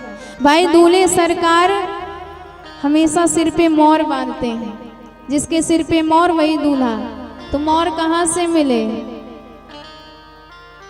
तो एक गया सर्पों की गुफा से तमाम प्रकार के सर्प के गट्ठर बांध के लाया, छोटे बड़े मोटे पतले काले नीले हरे पीले, और एक मणिधारी सर्प को उठाया, महादेव की जटाओं में लपेट दिया और कहा कि ऐसे ही फन फुलाए बैठा रहे, और वही मोर का काम करने लगा। एक ने कहा कि भाई हमने तो सुना है दूल्हे सरकार पाउडर इत्यादि लगाते हैं, गोरे गोरे से दिखते हैं, पाउडर कहाँ से मिले। एक गण बोला भोलेनाथ अभी अभी हमने देखा है स्मशान में ताजा ताजा मुर्दा जलाया गया है, कहो तो गर्मा गर्म राख लेके आऊं। महादेव ने कहा ये भस्म सारे जगत का सार है और हम जगत के आधार हैं, लाओ हमें वही स्वीकार है। और भस्म आई महादेव के पूरे शरीर पर, भस्माभूत भूत भावन हमारे महादेव। तब तक दूसरा बोला भाई हमने सुना है दूल्हे सरकार चैन अंगूठी इत्यादि पहनते हैं, हीरे की अंगूठी सोने का चैन। महादेव ने कहा जिसने भी सोने का चैन पहना पूरे जीवन बेचैन रहा, अपनी तो मुंडमाला ही सर्वश्रेष्ठ। किसी ने कहा कि यदि पहले पता होता तो बढ़िया ड्रेस सिलवा लेते आपके लिए, अब इतनी जल्दी में कपड़ा कहाँ से सिलवाएंगे, दर्जे कहाँ से मिलेगा। महादेव ने कहा चिंता मत करो हमारा परमानेंट ड्रेस पड़ा है। तो बागंबरी छाल आई, एक ऊपर एक नीचे, और दूल्हे सरकार हो गए तैयार। बड़ा दिव्य हमारे भोलेनाथ का जबरदस्त श्रृंगार हो रहा। ओ शिव ही शंभु गण करई सिंगारा, शिव ही शंभु गण करई सिंगारा, जटा मुकुट यही मोर सवारा, जटा मुकुट यही मोर सवारा, कुंडल कंकण पहिरे व्याला, तन विभूति बट के हरि छाला, शशि ललाट सुंदर सिर गंगा, नयन तेरे उपवेद भुजंगा, गरल कंठ उर नर सिर माला, अस्यु वेश शिव धाम कृपाला, कर त्रिशूल अरु डमरू विराजा, चले बसह चढ़ी बाजहि बाजा, कर त्रिशूल अरु डमरू विराजा, चले बसह चढ़ी बाजहि बाजा, चले बसह चढ़ी बाजहि बाजा, चले बसह चढ़ी बाजहि बाजा। बोल शंकर भगवान की जय। इतने बढ़िया दूल्हे सरकार जब सज धज के तैयार हो गए, किसी ने कहा भाई घोड़ी मंगाओ, दूल्हे सरकार घोड़ी पे जाएंगे दूल्हे बन के। भोलेनाथ ने कहा नहीं नहीं, हम तो नांदी बैल पे ही बैठ के जाएंगे। किसी ने कहा महाराज यदि किसी के पास साइकिल हो तो शादी के दिन मांग के कार ले लेता है, साइकिल पे बारात नहीं लेके जाता है। महादेव ने कहा कि हमारा जो दुख का साथी वही सुख में भी चलेगा। तो नांदी बैल पे तो बैठे पर उल्टे बैठे, क्यों? क्योंकि सारे गण नृत्य कर रहे हैं और सबके मन में उत्साह है कि महादेव देख ले तो नाचना सफल हो जाए। अब भक्त की मन की इच्छा महादेव कैसे पूरी नहीं करते। और जैसे ही बारात चलाई गई आगे, तब तक किसी ने कहा रोको रोको, क्या हुआ? अरे कितना दुबला पतला था, बारात चली हवा लगी उड़ गया आकाश में। अब बेचारा यदि नहीं पहुंचेगा तो जीवन भर रोएगा। तो येन प्रकारेण पकड़ा और फिर जैसे ही बारात चली फिर सबने कहा रोको रोको, अब क्या हुआ? महाराज एक इतना मोटा तगड़ा था, गली में रास्ता सकरा था, उसी में अटक गया। अब जब रास्ता ही जाम हो गया तो बारात आगे कैसे जाए? तो येन प्रकारेण खींच के निकाला, तब बारात आगे बढ़ी। ऐसे सज धज के हमारे भोलेनाथ की बारात हिमाचलपुरी में आई है। स्वागताकांक्षी बच्चे और बूढ़े आए हैं। पहले तो इंद्र का समाज आया तो सबने कहा बड़ी चमक धमक रही, यही दूल्हे सरकार होंगे। बड़ों ने कहा एक बार पूछ लो, कंफर्म कर लो। जब पूछा, इंद्र ने कान पकड़ लिए, हाथ जोड़ लिए, महाराज हम तुम्हारे दूल्हे सरकार के दासों के भी दास हैं, पानी की सेवा करते हैं। अच्छा, तो जब दास इतने खास हैं तो हमारे दूल्हे सरकार कितने खास होंगे? इंद्र जी ने कहा पहले जलपान की व्यवस्था कराइए, हमें तो लगता है दूल्हे सरकार को देख के पानी पिलाना भी भूल जाओगे। अब वो गए तो नारायण प्रभु आए। बच्चों ने कहा बस बस यही दूल्हे सरकार हैं, और पूछ बैठे कहो हमारा दूल्हे आप ही हो? भगवान ने कहा नहीं भाई, हम तो उनके मित्र हैं। बच्चों ने कहा जब मित्र इतने सुंदर हैं तो दूल्हे कितने सुंदर होंगे? भगवान ने कहा कि वो तो पीछे आ रहे हैं, देख के तबीयत खुश हो जाएगी। अब जैसे ही प्रभु गए, भोलेनाथ की जमात आई, जो भूत प्रेत डाकनी शाकनी पिशाचनी हा हा ही करके नृत्य करना प्रारंभ किए तो ऐसी भगदड़ मची। बच्चों ने जो भगवान का मुखमंडल देखा मानो साक्षात यमराज ऐसे भागे कि पीछे मुड़ के देखा ही नहीं। घर में जाके सबसे अंतिम कक्ष में रजाई के नीचे घुस गए। माता पिता बार बार पूछते, बोल बेटा दूल्हा कैसा है? बोलती बंद है बच्चों की। डांट के पूछा तो कहते हैं दूल्हा एकदम यमराज है। फर्क सिर्फ इतना है यमराज भैंसे पे बैठ के आता है और ये बावरा बैल पे बैठ के आया है। सबने कहा महादेव की बारात है तो ये तो बात होनी ही है। और इधर मैना मैया आरती की थाल लिए विराजमान है। नारद जी को देखा तो कहने लगी, नारद जी आपके इस एहसान को पूरे जीवन भर नहीं भूल पाऊंगी। नारद जी ने कहा दूल्हा देख के भी यही बात कहती रहो तब बात समझ में आती है। नारद जी तो चल दिए। इधर मैना मैया आरती उतारने के लिए खड़ी हैं। महादेव को के चरणों में आरती घुमाई। मुखमंडल पे जैसे ही दिखाई सर्पों ने जो ज्योति देखी इतना भय लगा कि जोरदार फुफकार लगाई। अब तो वो ज्योति पंचज्वाल एकदम भयंकर महाज्वाल में अग्नि ज्वाल में परिवर्तित हो गई और जो भगवान महादेव का मुखमंडल दिखाई दिया राख से लिपटा हुआ भयंकर। मैया की तो चीख निकल गई। दैया मैया कहती हुई आरती की थारी भोलेनाथ पे दे मारी। पार्वती को हृदय से लगा के कहने लगी इस बावरे वर के साथ तेरा विवाह नहीं करूंगी। पर सबने समझाया कि ये तो उन्हीं की अर्धांगिनी है, उन्हीं के लिए अवतार लिया है। तब मैना मैया को बात समझ में आई। तब सानंद विवाह संपन्न हुआ। बोल शंकर भगवान की जय हो। आइए उसी भाव में मन को समर्पित करें और वाणी को विराम। कल हमारे भगवान बांके बिहारी सरकार का जन्म यहाँ कथा के माध्यम से मनाया जाएगा, जन्मोत्सव।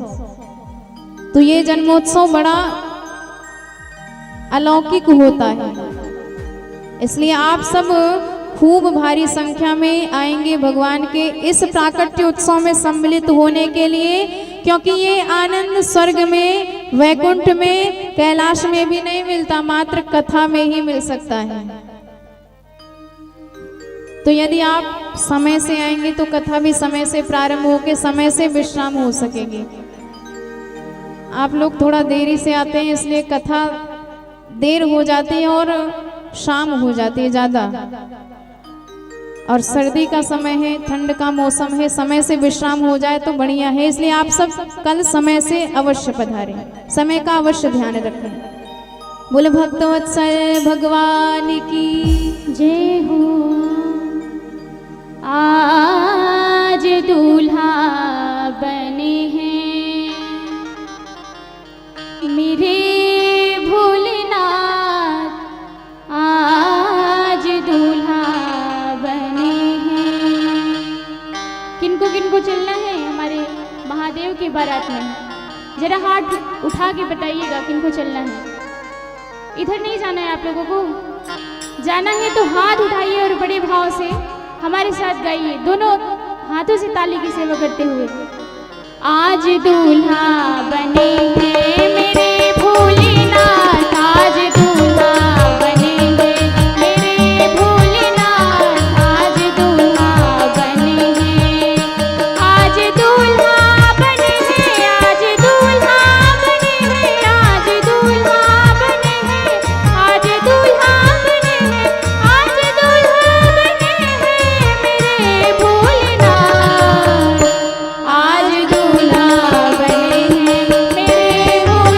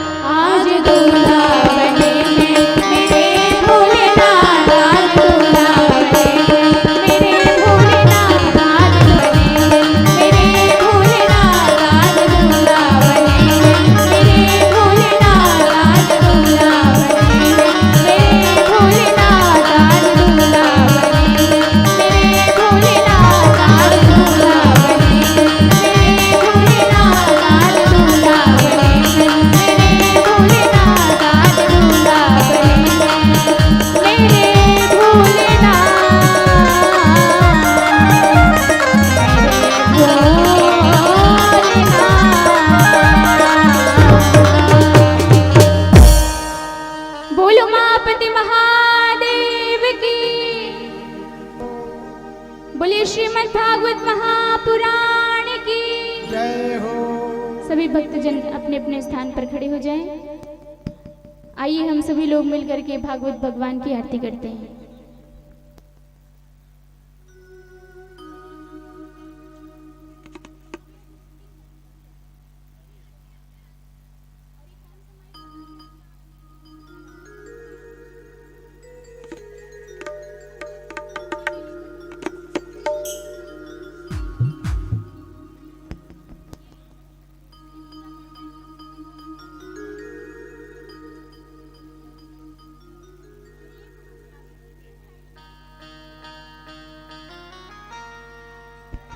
हेलो, जय श्री राधे, जय श्री श्याम।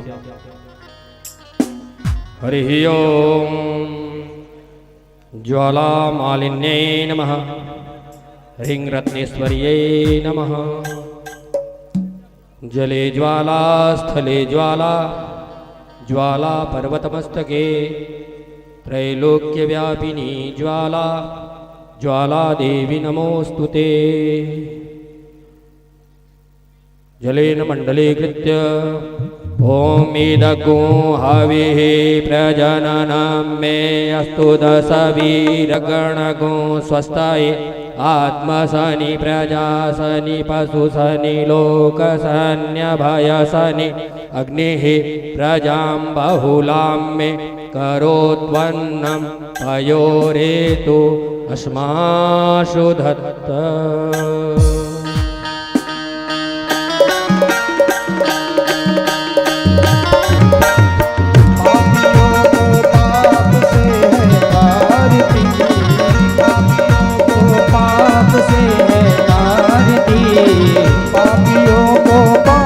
से है तारती, पापियों को पाप से है तारती। भागवत भगवान की है आरती, भागवत भगवान की है आरती। भागवत भगवान की है आरती, भागवत भगवान की है आरती।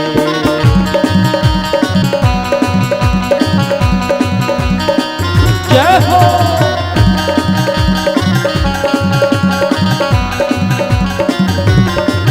ये अमर ग्रंथ, ये मुक्ति पंथ, ये पंचम वेद निराला, ये पंचम वेद निराला, ये पंचम वेद निराला। हरि दर्श कराने वाला, हरि दर्श कराने वाला। ये सुख करनी, ये दुख हरनी, ये सुख करनी, ये दुख हरनी। राधा माधव की आरती, भागवत भगवान की है आरती, भागवत भगवान की है आरती।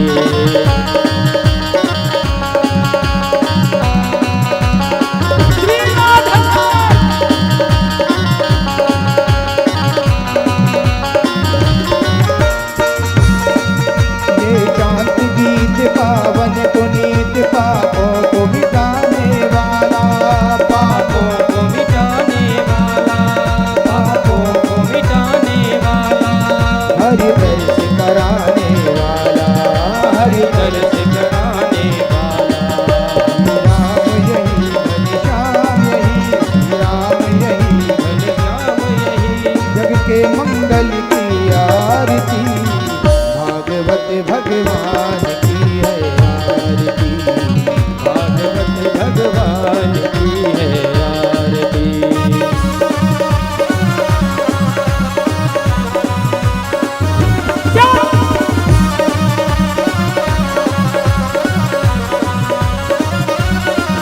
ये मधुर बोल भव पंथ खोल, सन्मार्ग दिखाने वाला, सन्मार्ग दिखाने वाला, सन्मार्ग दिखाने वाला। ओ बिगड़ी को बनाने वाला, बिगड़ी को बनाने वाला।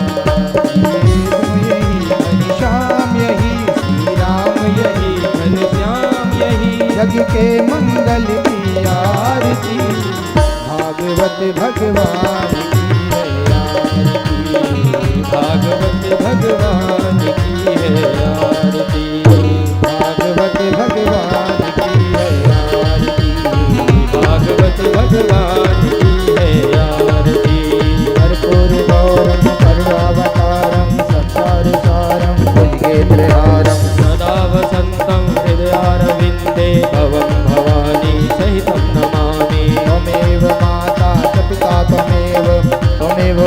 पुरुष सखा त्वमेव त्वमेव वेद्या द्रविणं त्वमेव त्वमेव सर्वं मम देवदेव हरे राम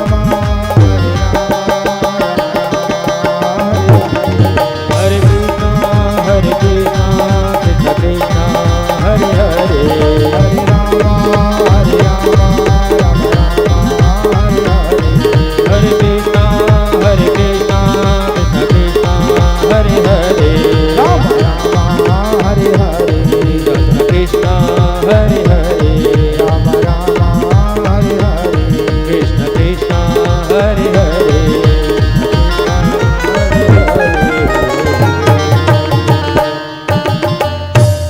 ओम ये दीर्घानि प्रचरन्ति श्रिकाहस्तानि खङ्गिणा ते खागो सहस्रयोजनेव धन्वानि तन्मसि भूमौ निधाय जलेन शीतलीकरणं पुष्पैर्देवाभिवन्दनम्